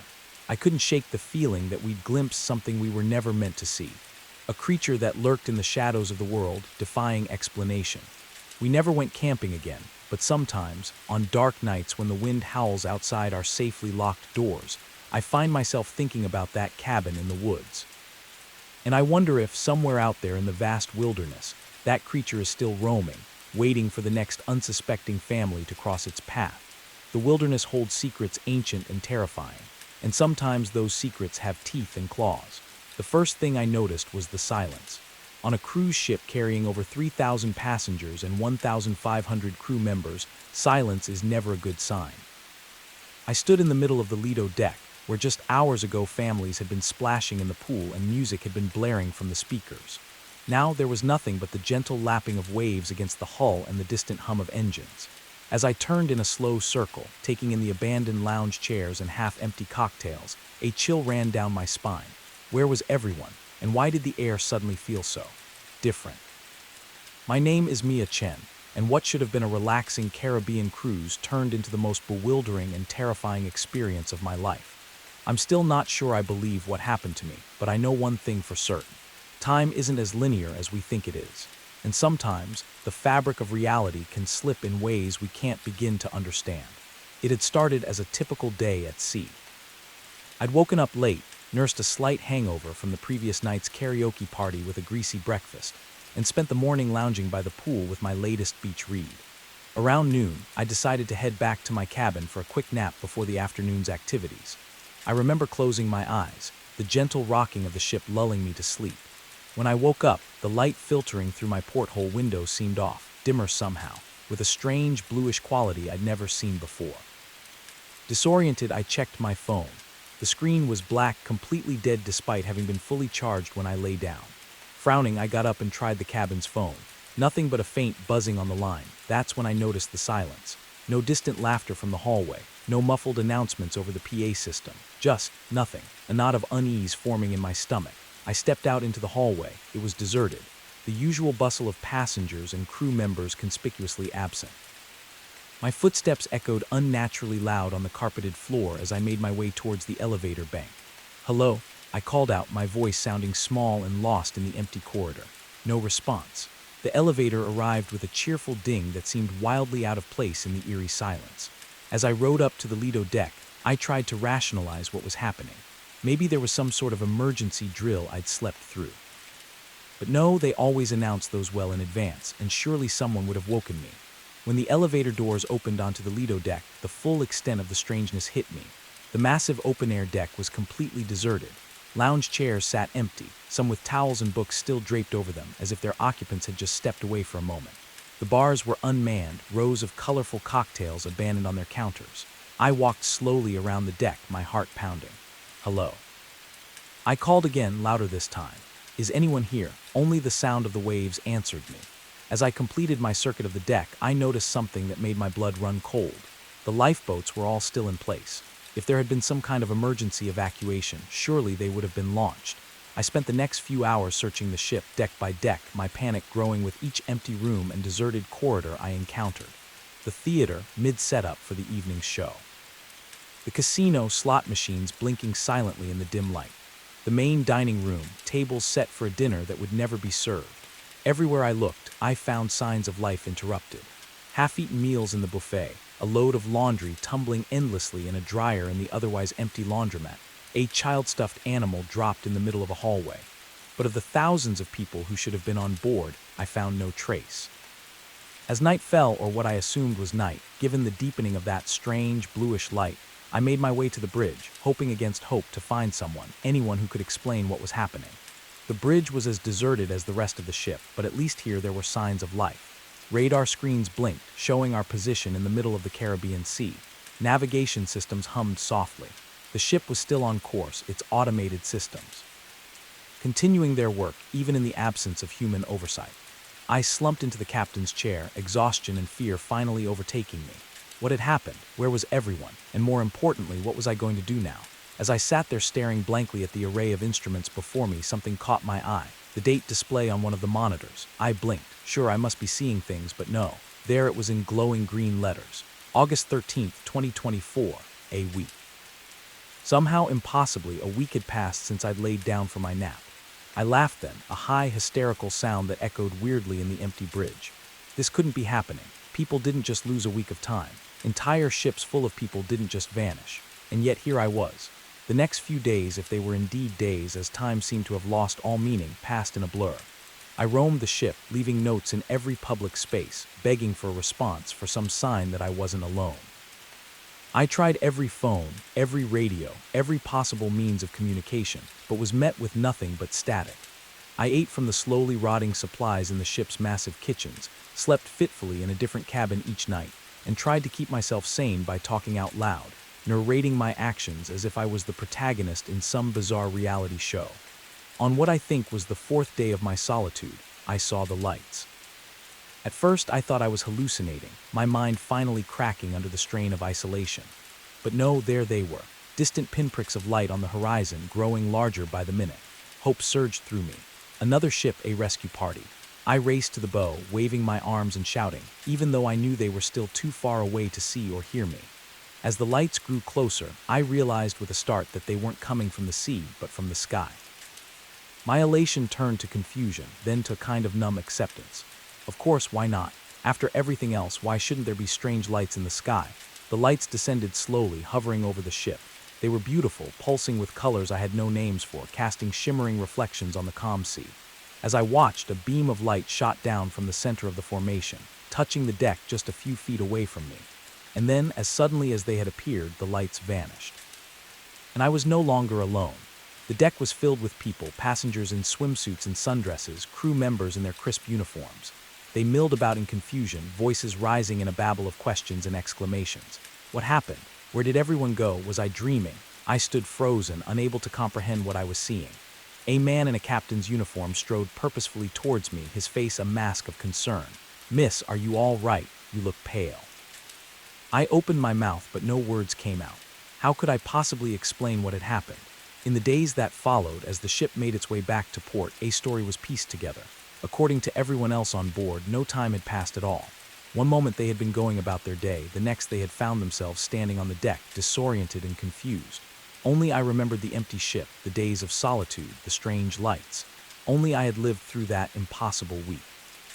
The incident made headlines around the world. The ship reappears after mysterious disappearance. Experts were consulted. Theories were proposed and debunked. Some spoke of wormholes, others of alien abduction. A few fringe voices even suggested a mass hallucination or an elaborate hoax.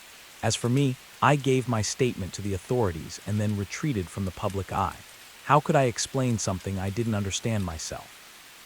How could I describe the profound loneliness of those days on the empty ship? The bone-deep wrongness of a world slightly out of sync. I've never set foot on another cruise ship. The sight of the ocean fills me with a nameless dread, and sometimes in the deepest hours of the night, I wake up in a cold sweat, convinced that I'm back there, alone on an empty ship, adrift in a sea of time. I don't know what happened on the paradise of the seas. I don't know where everyone went, or why I was left behind, or what those lights in the sky were, but I do know this. Our understanding of reality, of time and space, is far more limited than we think. There are things out there, forces at work that we can't begin to comprehend. And sometimes, if we're very unlucky, we catch a glimpse of them, a peek behind the curtain of reality into the vast, terrifying unknown that lies beyond.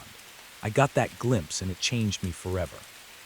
So the next time you're on a cruise, or any ship for that matter, and you feel a sudden chill, or notice the quality of light change ever so slightly, or find yourself alone in a place that should be crowded, remember my story, and hope with every fiber of your being that you don't slip through the cracks of time like I did.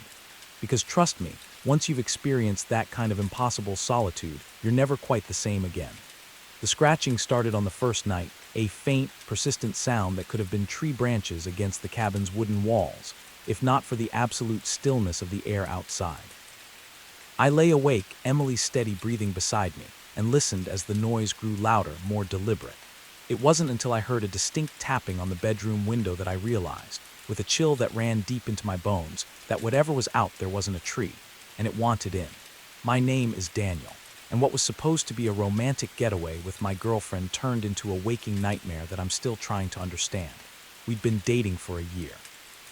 And with both of us drowning in work stress, a week in a secluded cabin seemed like the perfect escape. No cell service, no Wi-Fi, just us in the great outdoors. If only we'd known what was waiting for us in those woods. We arrived at the cabin late Friday afternoon. It was exactly as advertised. A cozy 2-bedroom log structure nestled in a clearing, surrounded by towering pines. The nearest neighbor was miles away, and the dirt road leading to the property had been rough enough to make us question our decision more than once. But as we stepped out of the car, the fresh mountain air and the absolute quiet washed away our doubts. This was exactly what we needed. The cabin's owner, a gruff older man named Bill, met us with the keys as he gave us a quick tour. I couldn't help but notice how his eyes darted nervously around, never quite settling on one spot. "Now, couple things to remember," he said as we stood on the porch. "Don't go wandering in the woods after dark. Lots of wildlife out there, and it's easy to get turned around. And if you hear any strange noises at night, just ignore them. Probably just raccoons or something." I nodded, not thinking much of it at the time. Every cabin owner had their quirks and warnings. "Oh, and one more thing," Bill added, his hand on the door. "Whatever you do, don't open the doors or windows at night, no matter what you hear." Got it. Before we could ask what he meant, he was gone, his truck kicking up dust as he sped down the dirt road. Emily and I exchanged glances. "Well, that was weird," she said with a nervous laugh. I shrugged it off. Probably just trying to scare the city folk. "Come on, let's unpack." The rest of the day was perfect. We hiked a nearby trail, cooked dinner on the old wood stove, and spent the evening cuddled up on the porch swing, watching the stars come out in a sky unspoiled by light pollution. It wasn't until we were getting ready for bed that I noticed the scratches. They were on the inside of the doors and around the windows. Long, deep gouges in the wood that looked like they'd been made by something with very sharp claws. "Em, come look at this," I called out. She came over, frowning as she ran her fingers over the marks. "Weird, you think a bear tried to get in or something?" "Maybe," I said, though something about the scratches made my skin crawl. They seemed too deliberate, too purposeful. We went to bed, joking about ghost bears to lighten the mood. But as the night wore on and the scratching started, those jokes didn't seem funny anymore. I lay there, every muscle tense, listening to the sound move around the cabin. Scratch, scratch, pause, scratch, scratch, pause. Then the tapping on the window, like something was testing the glass. Emily stirred beside me. "Dan, do you hear that?" I nodded, not trusting my voice. We clung to each other, barely breathing, as the tapping moved from window to window. Finally, after what felt like hours, it stopped. We eventually fell into an uneasy sleep as dawn began to break. The next morning, we tried to rationalize what had happened. Raccoons, wow, we decided, or maybe a particularly persistent owl. We spent the day hiking and swimming in a nearby lake, the bright sunshine making the terrors of the night seem distant and silly. But as evening fell and we returned to the cabin, that sense of unease crept back. We double-checked all the locks, drew the curtains tight, and tried to distract ourselves with board games and wine. The scratching started earlier that night, more insistent than before. And this time it was accompanied by something else, a low, guttural sound that was almost, but not quite, a voice. "Daniel," Emily whispered, her face pale in the lamplight. "That's not an animal." I wanted to reassure her, to say it was just the wind or our imaginations playing tricks on us. But as the not-quite voice grew louder, forming sounds that were almost words, I couldn't lie to her or myself. We huddled together on the bed, watching the SH. A doze under the door, listening to whatever was out there circle the cabin again and again. At one point, something heavy threw itself against the front door, making the whole cabin shudder. I thought about making a run for the car, but the keys were in the living room, and the idea of opening any door seemed impossible. So we waited, clinging to each other as the night stretched on endlessly. Just before dawn, in that darkest hour when hope seems furthest away, we heard a new sound. Footsteps on the porch, then a knock at the door. A human knock. "Hello? Anyone in there?" A man's voice, gruff but blessedly normal. We approached the door cautiously. Through the peephole, I could see Bill, the cabin owner, standing on the porch with a flashlight. I opened the door, relief flooding through me. "Bill, thank God, there's something out here, something." He cut me off, pushing past us into the cabin. "I know, that's why I'm here. You two okay?" We nodded, still shaken. Bill did a quick circuit of the cabin, checking the windows and doors. When he was satisfied, he turned to us with a grim expression. "I owe you an apology," he said. "I should have told you the whole truth when you got here, but I was afraid you'd leave, and I need the money if I'm being honest." "Told us what?" Emily demanded. "What the hell is going on here?" Bill sighed, suddenly looking much older. "This land, it's not right, never has been, long as I can remember. Things live in these woods, things that ain't natural. Most of the time they keep to themselves. But sometimes, especially when there's new blood around, they get curious." I felt a chill run down my spine. "What kind of things?" He shook his head. "I don't rightly know. Never seen him clearly, but I've heard him, felt him watching. They're smart, whatever they are, smart and hungry." "Why don't you leave?" Emily asked. "Can't," Bill said simply. "This land's been in my family for generations. And besides," he added, his voice dropping to a near whisper, "I don't think they'd let me." We spent the rest of that night huddled in the living room with Bill, listening to his stories of the things that lived in the woods. Tales passed down through his family of people who'd vanished over the years, of nights when the barriers between our world and something else seemed to thin. As the sun rose, casting long shadows through the trees, Bill stood up. "They'll be gone now. They can't stand the daylight. You two should pack up and go. I'll refund your money." We didn't argue. Within an hour, we were in our car, speeding down the mountain road, the cabin receding in our rearview mirror. We never talked much about what happened that weekend. How could we explain it to anyone else? Even between ourselves, we found it easier to let the memory fade, to focus on our normal, safe lives in the city. But sometimes, on dark nights when the wind blows just right, I find myself listening for that scratching sound. And in my dreams, I still hear that almost voice calling from just beyond the walls, trying to form words I hope I never understand. I don't know what lies in those woods. I don't know why it was so interested in us, or what it might have done if it had gotten inside. But I do know this. There are places in this world where the veil between realities is thin, where things we can't comprehend lurk just out of sight. If you ever find yourself in a secluded cabin, miles from civilization, and you hear a scratching at the door or a tapping at the window, remember my story. Keep the doors locked, the curtains drawn, and whatever you do, don't let it in. Because once you acknowledge those things in the dark, once you let them know you can hear them, they'll never stop calling.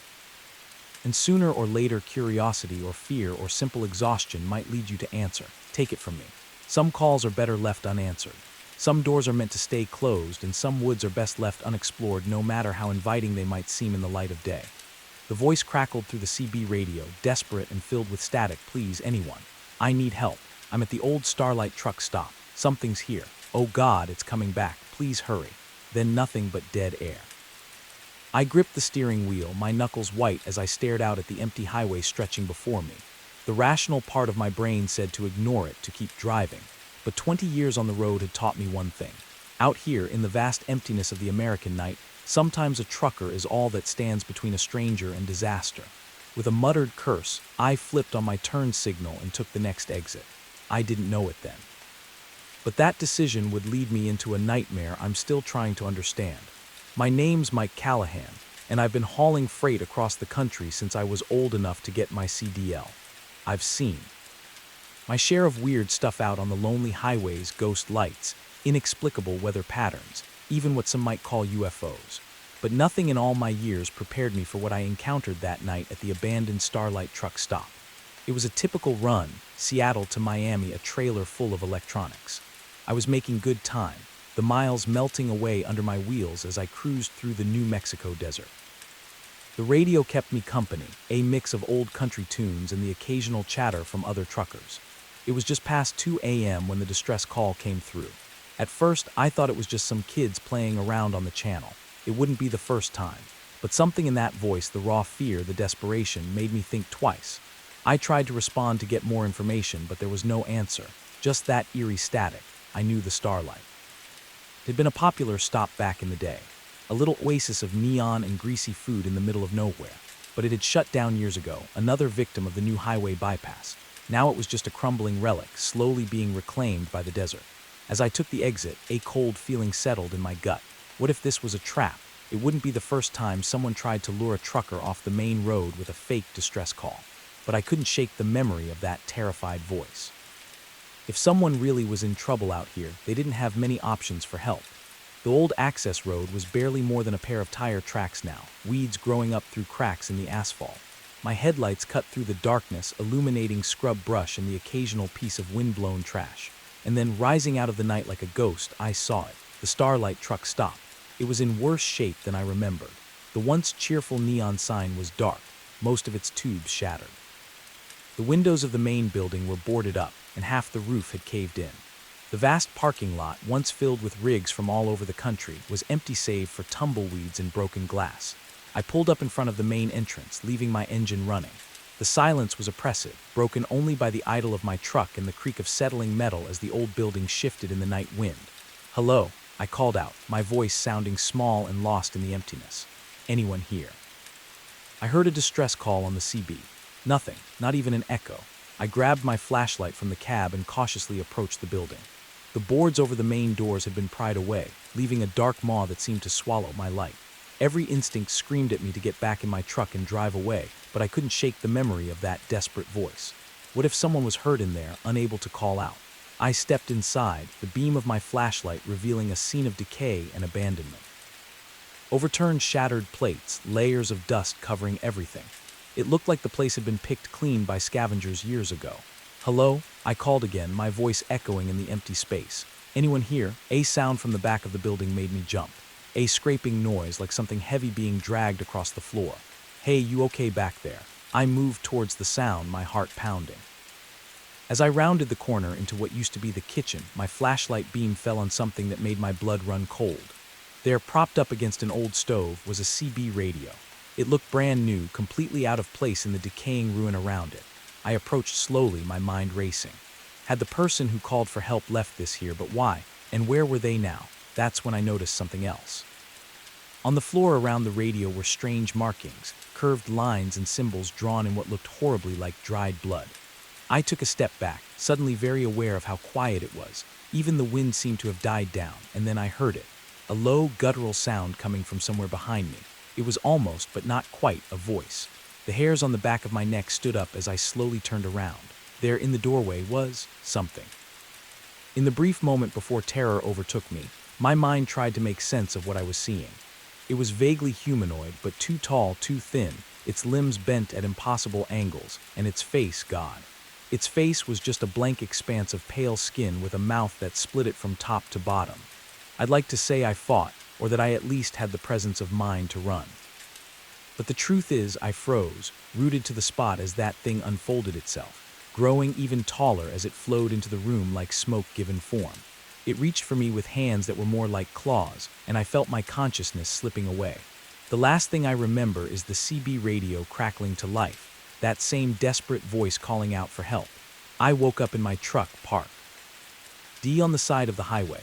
For a moment I thought it had all been a vivid nightmare, but then I noticed the dust coating my clothes, the scratches on my arms. And there on the passenger seat was the CB radio from the abandoned truck stop.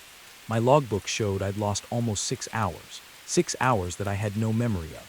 I drove to the nearest town in a daze, checked into a motel, and tried to make sense of what had happened. Had I really seen what I thought I saw? Or had my mind conjured up some impossible horror to fill in the gaps in my memory? I thought about going to the police, but what would I tell them? That I'd been lured to an abandoned truck stop by a ghost on the CB, then attacked by some kind of monster. They'd laugh me out of the station if they didn't lock me up for my own safety. In the end, I did the only thing I could do. I got back on the road and finished my run. But things were different after that night. I found myself jumping at shadows, flinching every time the CB crackled with static. I started taking routes that avoided long stretches of empty highway, even if it meant longer trips. And that CB radio, I couldn't bring myself to get rid of it, but I couldn't stand to have it in my truck either. It sits in a storage unit now, wrapped in chains and locked in a box. Some nights I swear I can hear it calling, that same desperate voice begging for help. I've tried to find out more about the Starlight truck stop since then. Turns out it has quite a history, stories of disappearances going back decades, truckers who stopped there and were never seen again, local legends about ancient burial grounds and doorways to other worlds. I don't know what to believe anymore. I don't know if what I experienced was real or some kind of hallucination or something in between, but I do know this.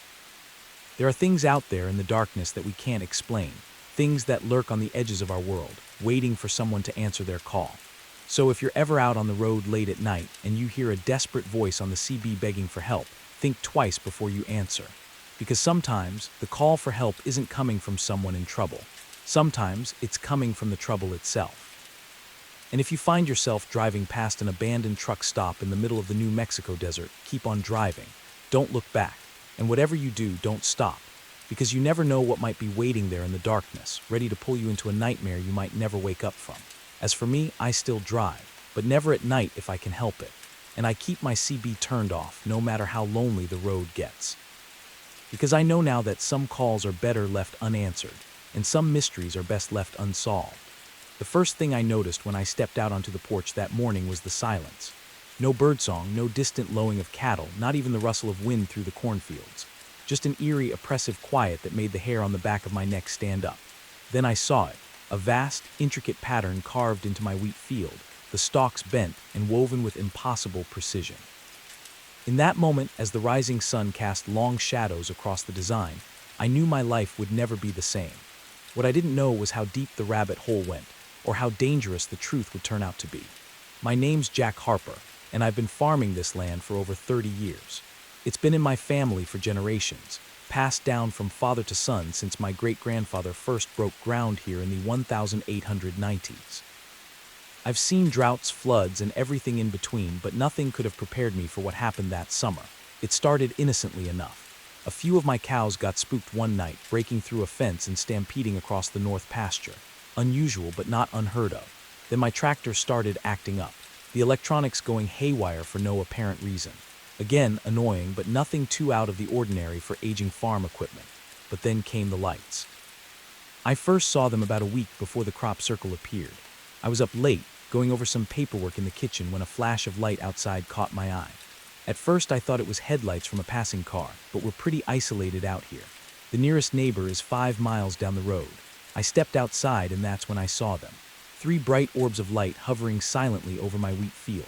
They pulsed with an otherworldly glow, casting long shadows across the swaying stalks. I stood there frozen for what felt like hours but was probably only a few minutes. Then, as suddenly as they appeared, the lights shot straight up into the sky and vanished. I told myself I was tired, that maybe I'd dozed off at the kitchen table and dreamed the whole thing. But deep down, I knew what I'd seen was real. The next few I stayed up watching, but the lights didn't return. Just as I was starting to think I'd imagined it all, I woke up to find the crop circle. It was massive, covering nearly half of my 100-acre wheat field.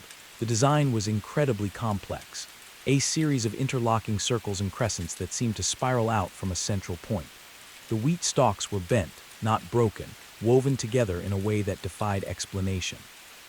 I called the sheriff, more out of a sense of obligation than any real hope for answers. Bob's been a friend for years, but I could see the skepticism in his eyes as he surveyed the damage. I could be pranksters, he suggested, not sounding very convinced. You know how kids get in the summer looking for thrills. I shook my head. Bob, this would have taken a team of people all night to do, and they'd have left tracks. Look at the ground. There's not a single footprint or tire track anywhere. He didn't have an answer for that. Word spread quickly, as it tends to do in small towns. By noon, my driveway was clogged with curiosity seekers, amateur paranormal investigators, and local news crews. I did my best to keep them off my property, but it was like trying to hold back the tide. That's when things started to get really strange. It began with the animals. My dogs, usually friendly to a fault, became aggressive, snarling at anyone who came near the crop circle. The cattle refused to graze anywhere near that field, clustering at the far end of their pasture and bellowing uneasily through the night. Then the equipment failures escalated. Not just my tractor now, but every piece of electronic equipment on the farm. Cell phones died within minutes of being fully charged. The TV emitted nothing but static, occasionally interrupted by bursts of what sounded like voices speaking in an unknown language. And the dreams. God, the dreams. Every night I found myself wandering through that wheat field. The stalks whispered around me in voices just on the edge of comprehension. Something was always just ahead of me, always just out of sight. I'd wake up in a cold sweat, the taste of metal in my mouth, and the feeling that I was on the verge of understanding something vast and terrible. About a week after the crop circle appeared, I had a visitor. He introduced himself as Dr. Alan Friedman, an astrophysicist from the State University. He was different from the other investigators who'd come sniffing around, quieter, more serious. "Mr. Harper," he said, his eyes never leaving the crop circle, "have you noticed any other unusual phenomena since this appeared?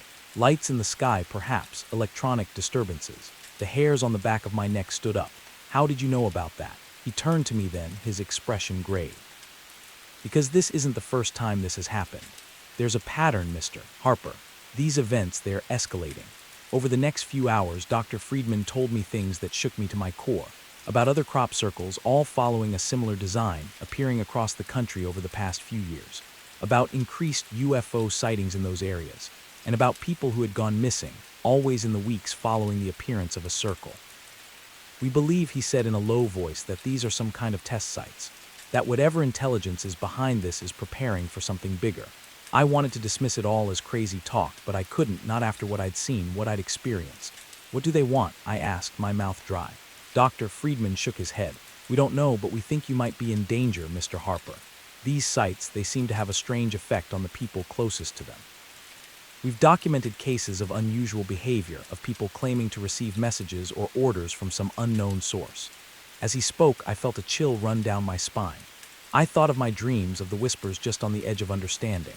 "What should I do?" I asked. "Let us set up some monitoring equipment," he said. "And whatever you do, don't enter that field. No matter what you hear, no matter what you think you see, promise me." I promised. But promises, I would soon learn, are hard to keep when reality itself seems to be unraveling around you. The next few days were a blur of activity. Dr. Friedman and his team set up cameras and sensors around the perimeter of the crop circle. They took samples of the soil and the wheat, muttering to each other in low, worried tones. And all the while, the whispers in my dreams grew louder, more insistent. I'd wake up with strange symbols etched in my mind, my fingers itching to draw them. The urge to walk into that field, to reach the center of the circle, became almost overwhelming. It all came to a head on the 7th night after the circle appeared. I was jolted awake by a sound I'd never heard before, a low, thrumming vibration that seemed to come from everywhere and nowhere at once. I stumbled to the window and felt my heart stop. The crop circle was glowing, pulsing with a soft, blue-white light that seemed to beat in time with the thrumming sound. And there, hovering above it, were the lights I'd seen before. But this time they were descending. I don't remember deciding to go outside. One moment I was at the window. The next I was running across the yard in my pajamas, drawn toward the circle by a force I couldn't resist. Dr. Friedman's warning echoed in my head, but it seemed distant, unimportant. All that mattered was reaching the center of the circle, meeting whatever was coming down from the sky. I was at the edge of the wheat field when a hand grabbed my arm, yanking me back. It was Dr. Friedman, his face pale in the otherworldly light. "Harper, no," he shouted over the thrumming. "If you go in there, we'll lose you." I struggled against his grip, the whispers in my head drowning out everything else. But he held firm, and slowly, painfully, I felt the compulsion begin to fade. We watched, transfixed, as the lights descended into the center of the crop circle. There was a flash so bright it left spots dancing in my vision, and then nothing. The lights were gone. The thrumming stopped. The crop circle lay dark and still. In the days that followed, government agents swarmed my farm. The crop circle was dug up, every grain of soil tested and retested. I was questioned for hours, as were Dr. Friedman and his team. They found nothing. No radiation, no unexplained elements. Nothing to prove that anything out of the ordinary had happened. The official story became that it was an elaborate hoax, despite the lack of any evidence to support that theory. But I know what I saw. I know what I felt. It's been 5 years since that night. I still farm the land, but things are different now. The wheat doesn't grow in that field anymore, no matter what we plant. On quiet nights, I sometimes think I can still hear those whispers on the edge of my mind. And sometimes, when I look up at the stars, I can't shake the feeling that something up there is looking back, watching, waiting. I don't know what would have happened if I'd made it to the center of that circle. I don't know what's coming or when, but I do know this. We are not alone, and the universe is stranger and more terrifying than we can imagine. So if you ever find a strange pattern carved into your fields, or see lights in the sky that move like nothing you've ever seen before, remember my story, and whatever you do, don't answer when they call, because once you do, there's no going back. The coffee cup was still warm, that's what got me. Not the eerie silence, not the abandoned cars, not even the fresh tire tracks leading nowhere. It was that paper cup in the trash, steam still rising from its contents, that made my skin crawl. Someone had been here moments ago, but the rest stop was deserted. As I stood there, the hairs on the back of my neck prickling, I caught movement out of the corner of my eye. There, at the edge of the woods, a figure watched. And in that moment, I knew I'd stumbled into something I shouldn't have seen, something I might not escape from. My name's Alex, and I've been driving cross-country for a living for the better part of a decade. Long-haul trucking isn't glamorous, but it pays the bills and satisfies my wanderlust. I've seen my share of weird stuff on the road, inexplicable lights in the sky, ghost towns that aren't on any map, even what some might call supernatural occurrences. But nothing, absolutely nothing, prepared me for what I encountered that night at the Pinewood Rest Stop. It was a routine run, St. Louis to Portland with a trailer full of electronics.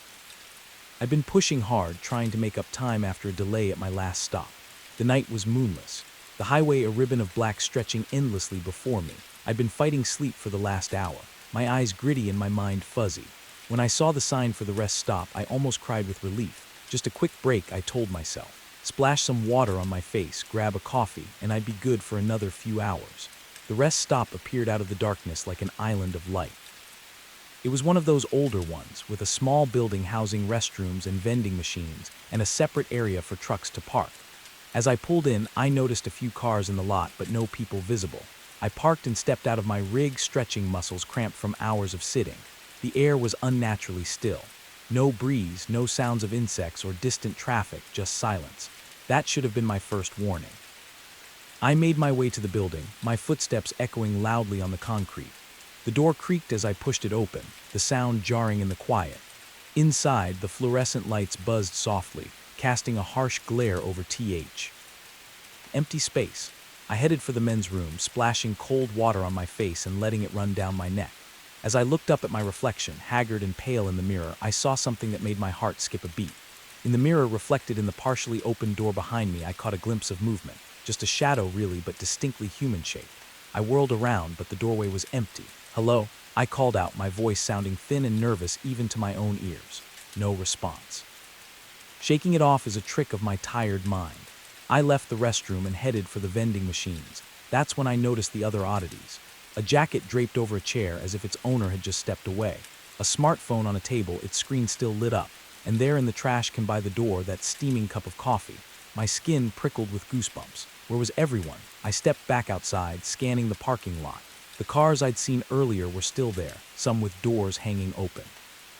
I approached the nearest one, a blue sedan. The keys were in the ignition, the engine ticking as it cooled. "Hey," I shouted, my voice echoing across the empty lot. "Anyone here?" The silence that answered was deafening. That's when I saw the tire tracks, fresh ones, leading from one of the parking spots and stopping abruptly at the edge of the lot, as if the car had simply vanished into thin air. My heart was pounding now, adrenaline clearing the fog of exhaustion from my mind. Something was very, very wrong here. I turned, intending to run back to my truck and get the hell out of there. That's when I saw it, the figure at the edge of the woods. It was human-shaped, but somehow off, too tall, too thin, its proportions not quite right. It stood perfectly still, half hidden behind a tree, watching me. I froze, caught in its gaze like a rabbit before a wolf for a long moment. Neither of us moved. Then slowly it raised a hand. Beckoning, terror jolted through me like an electric shock. I ran, sprinting back to my truck with a speed I didn't know I possessed. I fumbled with the keys, swearing as I dropped them, scrabbling in the gravel to retrieve them. As I pulled myself up into the cab, I risked a glance back. The figure was closer now, no longer hiding behind the trees. In the harsh glare of the rest stoplights, I could see it more clearly. And God, I wish I couldn't. Its skin was pale, almost translucent, stretched too tight over an impossible frame. Its face was smooth, featureless except for deep-set eyes that reflected the light like a cat's, and its mouth. Its mouth split its face from ear to ear, filled with needle-sharp teeth. I got the key in the ignition, the engine roaring to life. As I slammed the truck into gear, I saw movement out of the corner of my eye. More figures emerging from the woods, dozens of them, all with that same impossible physiology, all moving with an unnatural, fluid grace. I floored it, the truck's tires spinning in the gravel before finding purchase. I tore out of that rest stop like all the demons of hell were on my tail, and for all I know, they were. I drove for hours, pushing well past the legal limit for consecutive time behind the wheel. I didn't stop until the sun was high in the sky and I was 2 states away. Even then, I couldn't shake the feeling of being watched. When I finally worked up the courage to check my mirrors, the highway behind me was empty. No sign of pursuit, no hint of the horror I'd left behind. But the memory of those figures, of that beckoning hand, was burned into my mind. I considered reporting what I'd seen, but who would believe me? I'd sound like a lunatic raving about monsters at a rest stop. So I kept quiet, finished my run, and tried to convince myself it had all been a hallucination brought on by exhaustion. But I couldn't forget. And I couldn't stop wondering about those people at the rest stop. The ones who'd left behind their cars, their belongings, the ones who'd followed that beckoning hand into the woods. Where had they gone? What had happened to them? In the weeks that followed, I did some digging. It wasn't easy. I'm no detective and I had precious little to go on. But what I found chilled me to the bone. There were stories, whispered tales among long-haul truckers and late-night travelers. Stories of rest stops where people vanished without a trace. A figure seen at the edge of the woods, always at night, always beckoning. Some called them aliens. Others said they were interdimensional beings. A few spoke of ancient, forgotten gods awakening in our modern world. I don't know what they are, I don't know what they want. But I know they're out there, waiting at the edges of lonely highways in the shadows of late-night rest stops. I still drive, but never at night if I can help it. I avoid rest stops, pushing myself to make it from one major town next without breaks, and I never ever stop if I see a solitary figure standing at the edge of the woods.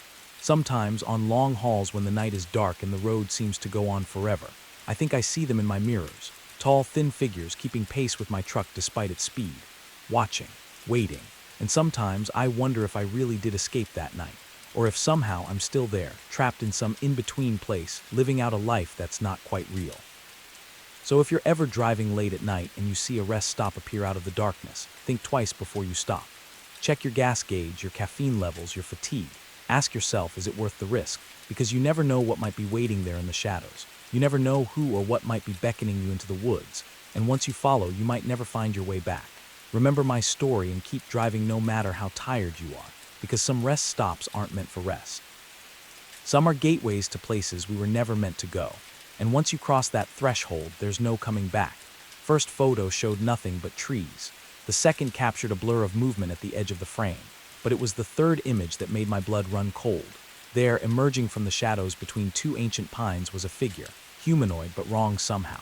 Too tall, too thin, its proportions distorted in a way that defied natural law, and it was looking directly at the camera, at me. I lowered the viewfinder with shaking hands, my eyes darting to the deepening shadows around my campsite. Night was falling, and I was no longer alone in these woods. My name is Maggie Chen, and I've been a nature photographer for the better part of a decade. I've trekked through rainforests, scaled mountains, and waded through swamps to get the perfect shot. But nothing in all my years of experience could have prepared me for what I encountered in the depths of the Olympic National Forest. It was supposed to be a routine assignment, a 2-week solo expedition to capture the raw beauty of the old-growth forest for a conservation magazine. I'd done dozens of trips like this before, and I was looking forward to the solitude, to immersing myself in nature without the distractions of the modern world. The first few days were idyllic. The forest was a photographer's dream, all towering evergreens draped in moss, hidden waterfalls, and dappled sunlight filtering through the canopy. I set up my base camp in a small clearing near a babbling stream, venturing out each day to explore and photograph. It was on the 4th night that things started to get strange. I was reviewing the day's shots on my camera when I noticed something odd in the background of one image. A shape, just barely visible in the shadows between 2 trees. At first, I dismissed it as a trick of the light or maybe a deer, but something about it nagged at me. The next day I returned to the same spot, determined to figure out what I'd captured. I set up my camera trap, a motion-activated camera designed to capture wildlife, and left it there for the day while I explored other areas. When I returned that evening and checked the camera, my heart nearly stopped. There were dozens of images, taken in rapid succession. The first few showed nothing unusual, just the forest floor and a squirrel or two.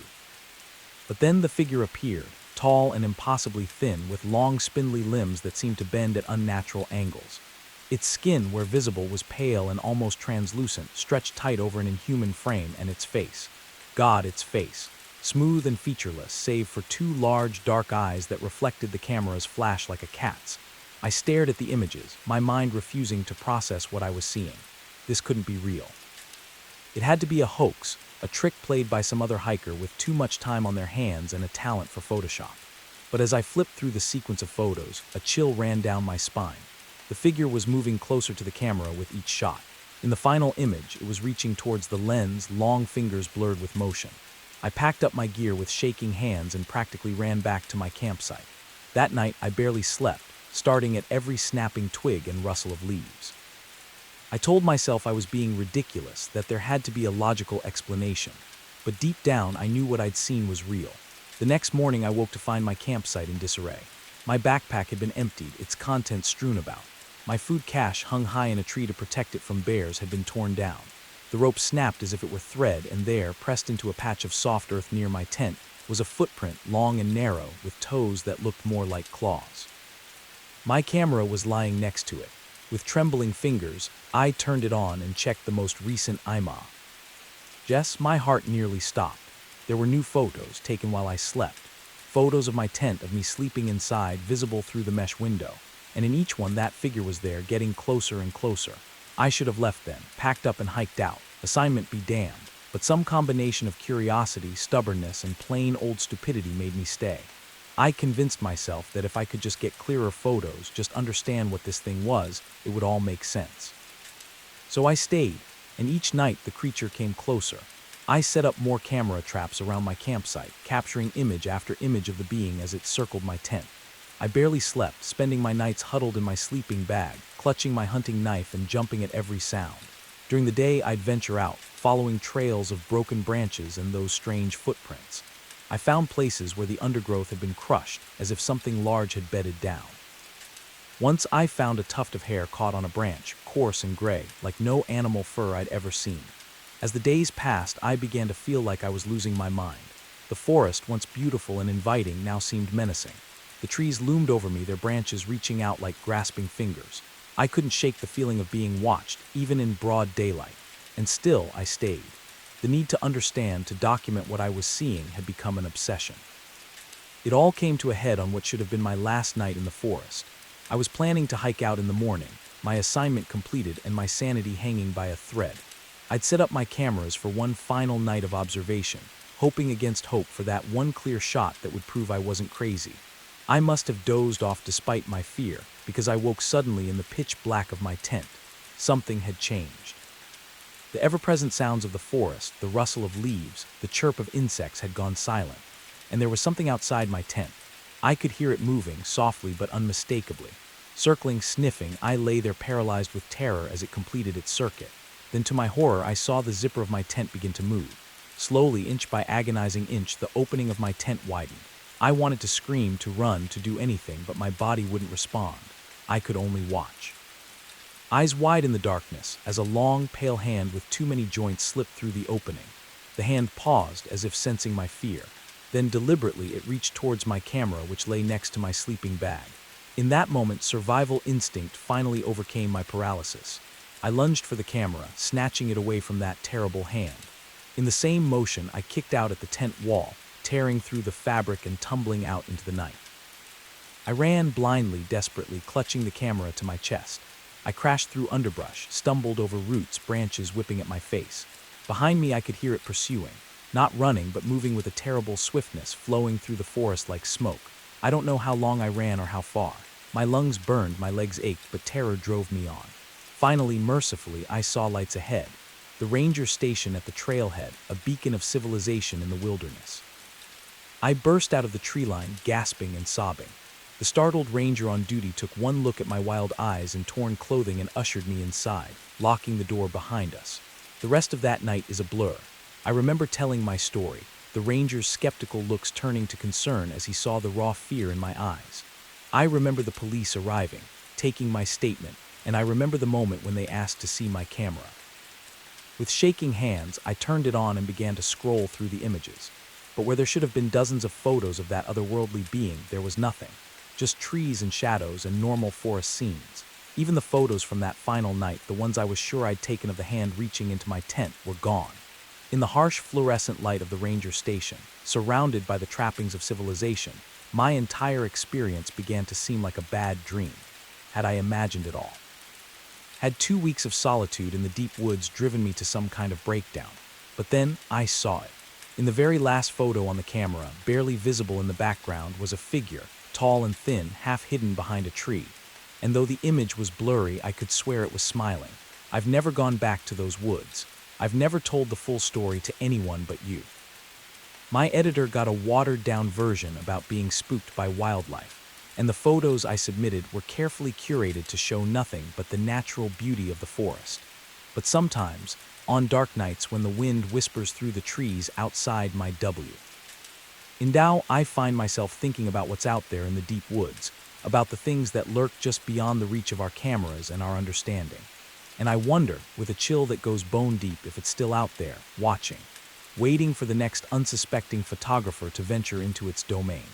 So if you're ever in the wilderness, setting up your camera for that perfect shot of untouched nature, pay attention to the shadows between the trees.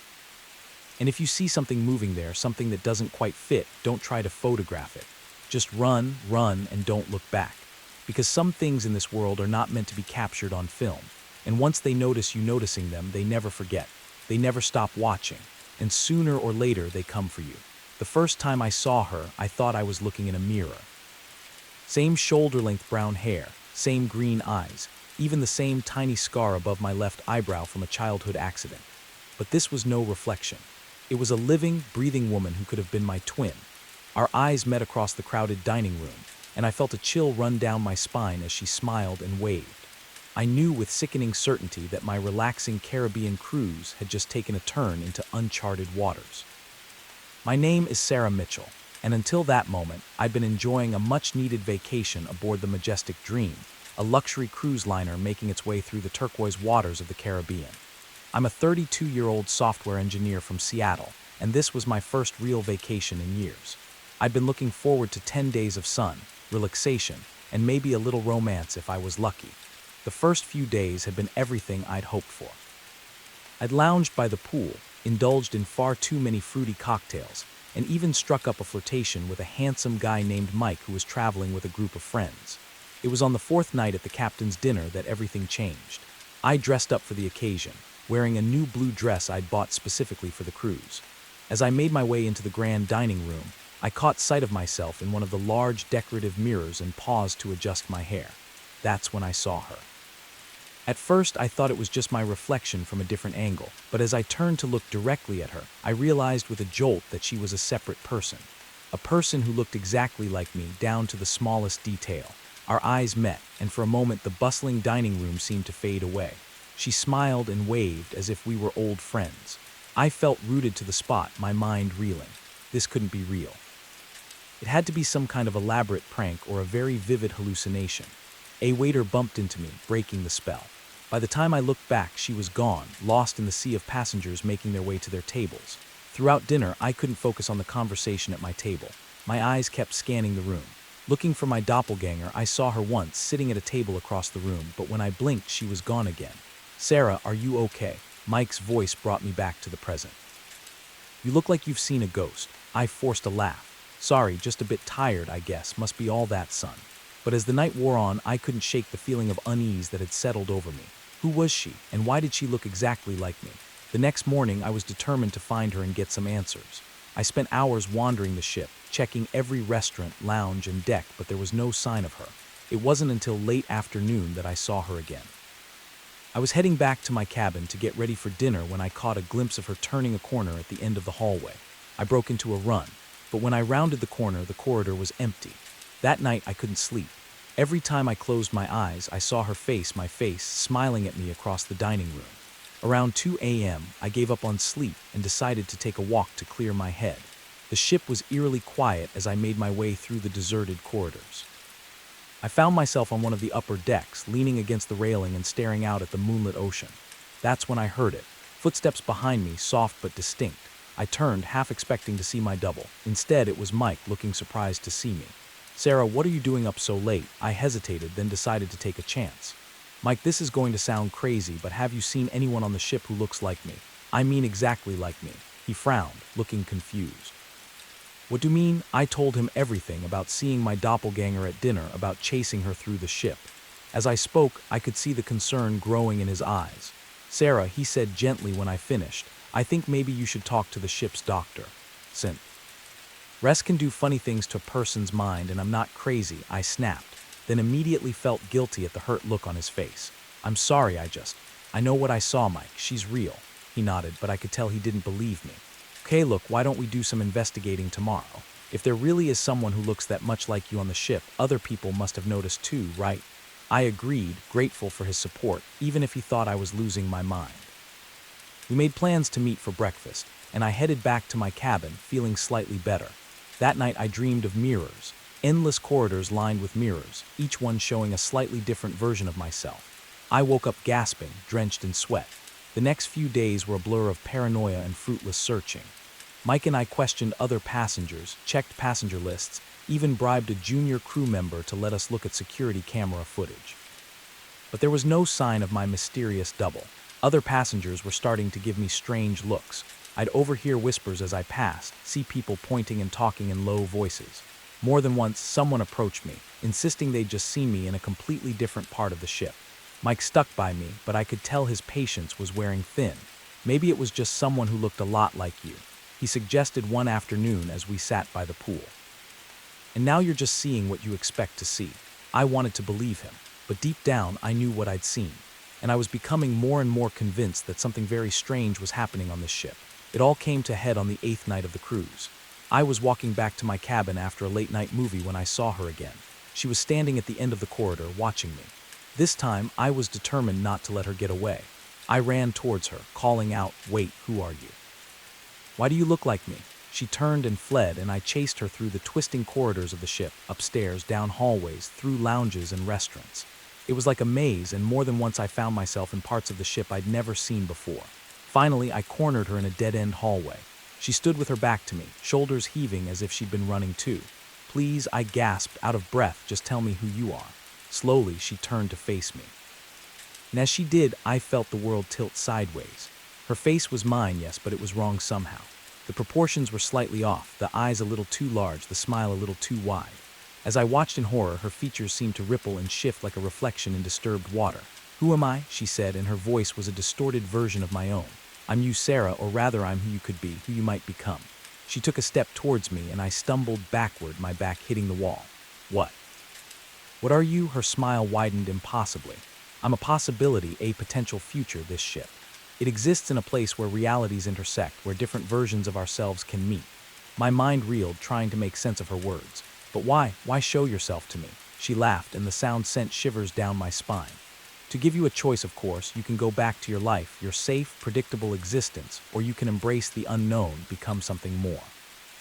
As she spoke, I noticed something behind her. The end of the hallway was shifting, shimmering like a heat haze, and beyond it I caught glimpses of other places, other realities. She held out her hand. "Come with me, Sarah. See what you could become." For a moment I was tempted. The promise of adventure, of the unknown, pulled at me. But then I thought of my life back home, of my friends and family, of Mike, probably worried sick about where I disappeared to. I shook my head. "No, this is my reality, my life, and I choose it." Her face twisted in anger, becoming less and less human by the second. "You'll regret this," she hissed. And then before I could react, she lunged at me. I closed my eyes, bracing for impact, but it never came. Instead, I felt a rush of wind, a sensation of falling, and then nothing. When I opened my eyes, I was back in my cabin. Sunlight was streaming through the porthole, and the sounds of passengers enjoying the morning filtered in from the hallway. For a moment, I thought it had all been a dream, but then I noticed something on my bedside table. A small silver pendant shaped like a key. Something I'd never seen before, but that looked strangely familiar. I picked it up, and as I did, I caught a glimpse of myself in the mirror. For just a second, I could have sworn my reflection smiled at me with a mouth that was a little too wide. The rest of the cruise passed uneventfully. I never saw my doppelganger again, and eventually I managed to convince myself that stress and too much sun had played tricks on my mind. Mike and I grew closer, and by the time we docked, we were making plans to see each other back in the real world. But sometimes, late at night, I find myself looking at that silver key, and I wonder about roads not taken, about other versions of myself and other realities. And I can't help but think that somewhere out there, on a ship sailing through the spaces between worlds, another Sarah made a very different choice. So if you ever find yourself on a cruise and catch a glimpse of someone who looks just like you, remember my story. Think very carefully about the choices you make, because sometimes our doubles are more than just reflections. Sometimes they're glimpses of who we might become, for better or for worse.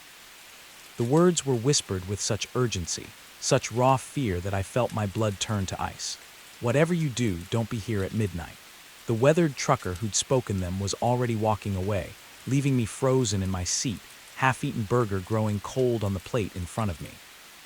I glanced at my watch, 11:37 p.m., as I looked around the diner, taking in the tense faces and furtive glances of the other patrons.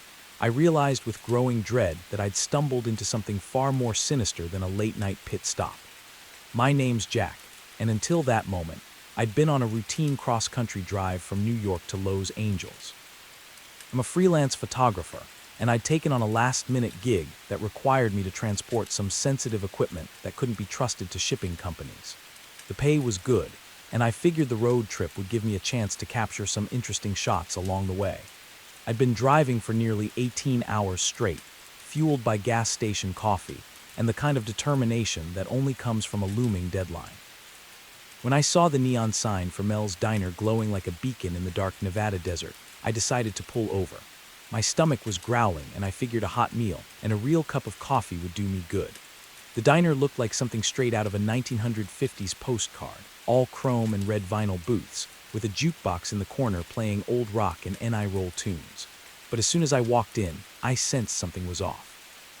The place was surprisingly busy for the middle of the night, but the atmosphere was tense, almost electric.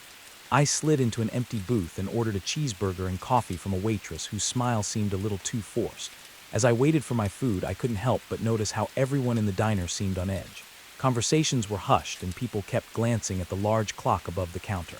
When my food arrived, I tried to strike up a conversation with the waitress. Busy night, huh? She nodded, her eyes darting to the clock. Yeah, it usually is around this time. Oh, you get a lot of late-night traffic. She hesitated, then leaned in closer. Look, honey, you seem nice, so let me give you some advice. Eat quick and get back on the road. You don't want to be here too long.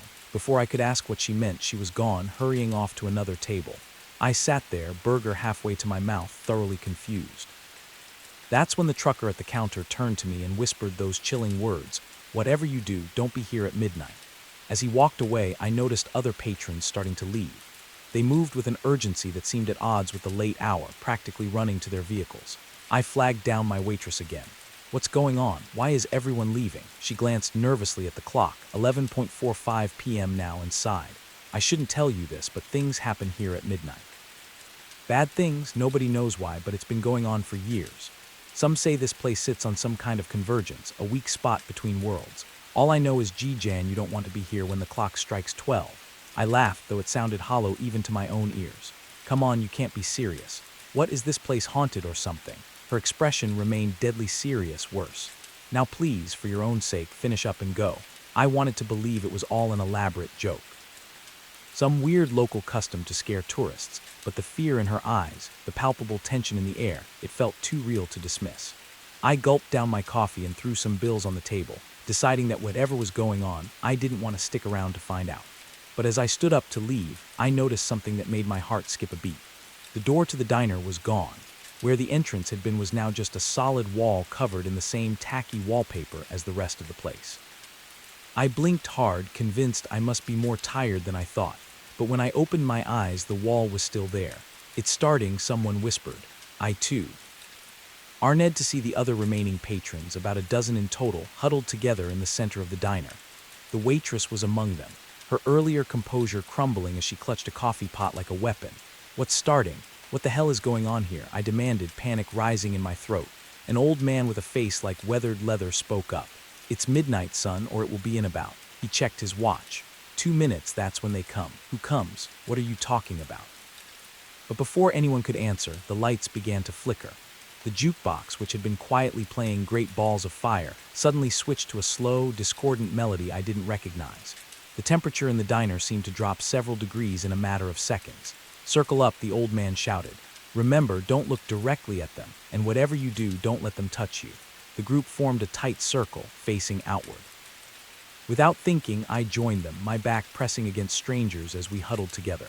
The waitress pressed something into my hand, a salt shaker. Salt and iron, she muttered. Only things that slow them down. I wanted to laugh, to tell them all this was insane. But the words died in my throat as I saw something moving outside the windows. Shapes, darker than the night itself, flowing like smoke but with a terrible purpose to their movement. They pressed against the glass, which began to frost over despite the desert heat. And then, as the clock struck midnight, the real horror began. The shapes outside seemed to coalesce, forming vaguely humanoid figures that were somehow more terrifying for their almost recognizable form. They oozed through the cracks around the windows, seeping into the diner like a noxious gas. Someone in our group whimpered. I felt a hand grasp mine and squeeze tight. The old man's voice rose in a chant, words in a language I didn't understand. Others joined in, their voices shaking but growing stronger as they repeated the phrases. The shadow figures circled us, their movements jerky and unnatural. I caught glimpses of limbs that were too long, of faces that shifted and changed like smoke. The air grew thick with the smell of ozone and something rotten. One of the creatures reached out towards our group. Without thinking, I flung the contents of my salt shaker at it. The thing recoiled with a hiss that sounded like radio static, its form dissipating for a moment before reforming. Time seemed to stretch and distort. I couldn't tell if we'd been surrounded for minutes or hours. My arm ached from holding it out. Salt shaker at the ready. My throat was raw from chanting words I didn't understand. Just when I thought I couldn't take anymore, when the press of bodies and the suffocating presence of the shadow creatures became too much, something changed. The old man's chanting reached a fever pitch, and suddenly the air itself seemed to ripple. The shadow figures began to retreat, their forms becoming less distinct. They flowed back out through the windows, which shattered outward in a spray of glass. A wind whipped through the diner, carrying with it the last wisps of the creatures and the lingering smell of decay. And then, as suddenly as it had begun, it was over.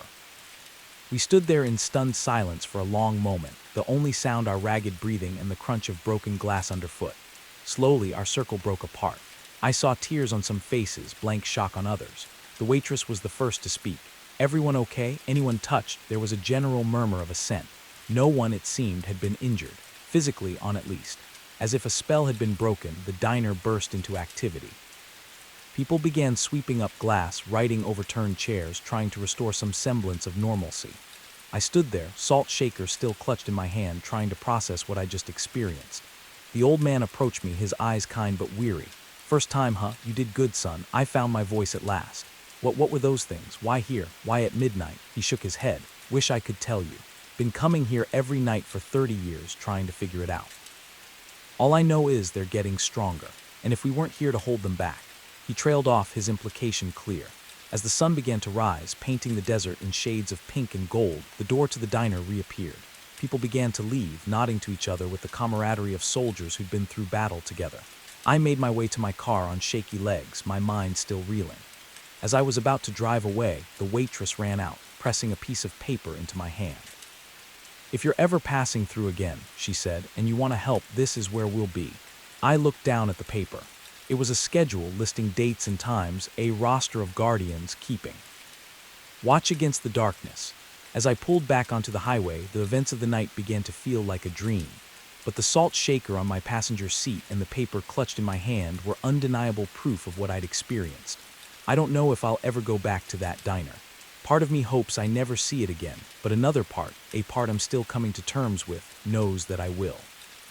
Because now that I've seen what's out there, now that I know what lurks in the spaces between moments, how can I not stand against it? So if you're ever driving through the Nevada desert late at night and you see a diner glowing like a beacon in the darkness, think carefully before you stop. And if you do, keep an eye on the clock, because when midnight comes, you might find yourself facing horrors beyond imagination. or standing shoulder to shoulder with strangers, the last line of defense against the encroaching dark. And whatever you do, don't be there at midnight, unless, of course, you choose to be. Story 2. Was lucky enough to live in a large house when I was a kid. My house had a side room towards the backside of the first floor. My siblings called it the second living room because that's basically what it was. It had an old recliner, a small table, and a mid-sized couch. That's it. We hardly ever sat in there. One morning I woke up sick. I told my mom, and she told me to take the day off from school and stay home. My siblings had to be at school and my parents worked. So that meant I had the house to myself. I laid around in bed for a few hours until around 10:30 a.m. when I heard steady walking coming from the first floor. I thought nothing of it at first, as I just assumed maybe my mom went in late to work like she did sometimes. I needed something to eat anyway, so I stood up and went downstairs to the kitchen. I made it about 3 feet in front of my kitchen's walk-in doorway when I locked eyes with not my mom, but a 6-foot-tall man wearing raggy and ripped-up clothes. I was frozen in fear. I just stood there. It was only for a few seconds, but it felt like hours had the guy just stood there and watched me too, no expression or anything. I eventually pulled myself out of the shock and bolted from my bedroom upstairs. I didn't hear him following me, but I got in my bedroom and locked the door and moved a dresser in front of it anyways. I pulled out my phone and instead of calling 911 like I should have, I called my mom. I screamed into the phone telling her someone was in the house trying to kill me. She told me not to leave my room for any reason and call the police, so I did. 15 minutes later, the police finally show up, as I could see through my bedroom window. I watched them enter the house before I left my room to run down to them for safety. I told them everything that happened. They did a quick search of the home and found nothing, not a single person or broken window or door. My parents came home shortly after, that the guy had not been caught. I was extremely angry as well, but I was also relieved that I was alive. The police began packing their things, but as one of the last officers was on the way out, he noticed a Walmart bag sticking out from under our couch. It was that couch in the side room that no one ever used, and well, what do you know? We found hundreds of trash bags and week-old rotting food under the couch, along with some of our personal items like wipes, water bottles, and we even found a bag of piss. Whoever that man in the kitchen was had been living under our couch for weeks. I can't comprehend how none of us had smelled any of the garbage that was piled up under there for the entire time he was there. The fact that he never made a single noise under there just baffles me. We've since cleaned that room out completely and turned it into a breakfast nook with wooden chairs, so no more people can break in and find free housing and I go off to college in a few months. So I won't have to live in fear of that incident happening again for much longer. But I still think about it every time I wake up with, although it doesn't seem like it. This happened quite a while back, probably over 10 years ago. I was in the later years of high school and was home alone. My parents were at a wedding that required them to stay at a hotel and my brother worked the night shift. At that time, my family lived in a very well-known East Coast city, inside of a blue-collar neighborhood that was just starting to take a nosedive. As a teenager, I was a bit of a loner. I wasn't a nerd or anything. I was a big dude who had friends and went on dates, but I'm naturally an introvert. So I cherished the rare alone time that I got. This weekend, I was looking forward to engaging in my normal empty house routine. Play some PlayStation on the big screen TV, order some late takeout dinner, and watch some Dragon Ball. Then around 2 a.m., fall asleep on the couch with my old dog Cecil. Cecil was an old beagle and had been in our family for about 8 years now. He was quiet and peaceful and spent his time begging for food and sleeping. Unlike most beagles, Cecil never howled or barked. He was more than content to rest his head on your lap and spend the night there. Anyways, it was about 1 a.m. now, and I just finished the last slice of pizza and was starting to doze off on the couch when I hear a bang coming from the back alleyway. But I didn't think much of it. Anyone who's lived in the city knows noises happen at all moments of the night. Cecil's head popped up off my lap and the hair on his back stood up. He's always been a bit skittish, so I calmed him down and started dozing off again. But not more than 2 minutes later, I hear another bang. Cecil did something I never saw him do before. He leaped off the couch and ran like the winds towards the door leading to the basement, barking and growling like a dog twice his size. The look on his face reminded me of a German Shepherd canine unit. I'd never seen him act like that before, which got my adrenaline pumping. Through the dog's barking, I can now make out a persistent banging. There was a seldom used door in the basement that led to our back alleyway. It was old and rusted and was hard to open, even with a key, and it made a lot of noise. I suddenly realized that someone was trying to break into my house through my basement door. For those who haven't lived in a bad neighborhood, it's usually general knowledge that if someone tries to get into your house and moves on after they realize the door is locked, they only wanted your stuff. But if someone is persistently trying to get into your house despite the door being locked, well, they want you. Knowing this, I rushed upstairs immediately to grab a heavy wood baseball bat that I kept under my bed for situations like this. Then I head down to my basement. I probably should have ran, but I was a macho teenager with a tough guy complex and I had nowhere to go. While I'm heading down the stairs to my basement, Cecil blows past me with the speed and aggression of a dog half his age. Suddenly I hear a man's voice say, "Oh fuck," and the banging stopped. I didn't call the cops or anyone else, which was probably the dumbest thing I've ever done. I just sat up for the rest of the night with the bat in my hand. My brother came home that morning and I told him what had happened. He went to the basement door to take a look, and when he gave it a tug to open it, the whole door fell off. This psycho was one good shove away from getting in my house, but old Cecil scared him off. I'm pretty sure that lazy fat old dog saved my life. When I tell this story to people, they dismiss his actions as a dog doing what a dog is supposed to do. But I can tell you that Cecil never barked or moved that fast in his life. It was almost like he knew the urgency, like he knew that door was gonna give. A few years back, we had to have him put down cause he just had no will to live anymore. Before the injection, I got a moment alone with him. I thanked him one last time for his friendship and for what he did that night. At this point, I was a grown man with a wife and kids, but I'm convinced none of that would have happened without old Cecil. I was around 13 at the time of this story. I still live in this house and I still don't know what this was. A thunderstorm had just started, and due to our area being in Tornado Alley, I always slept downstairs in my dad's room just to be safe because I'm a heavy sleeper. It was around 12:43 a.m., sitting on my phone watching YouTube to pass time.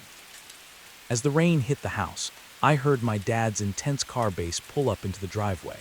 I lived in a small town and everybody knows everybody, and he was the only one with a car like that.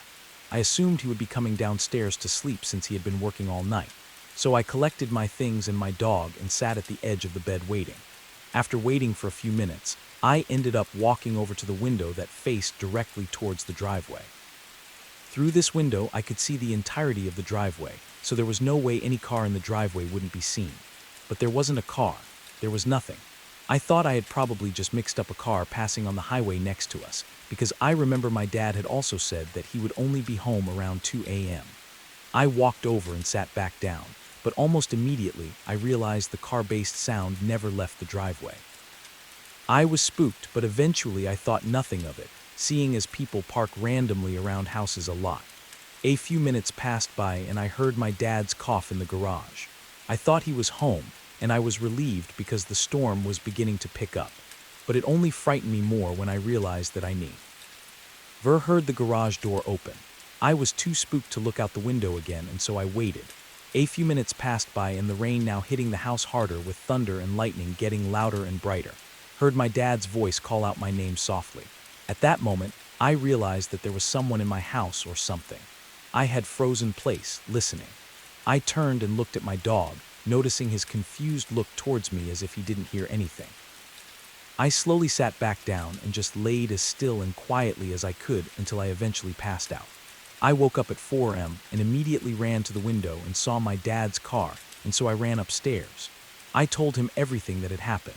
I don't believe in ghosts or anything, but I knew something had called my name that wasn't my father that night. I can't help but wonder what would have happened if I had walked up those stairs and followed the voice. We don't know what really happened that night, but I can't help but feel uncomfortable in my own house now.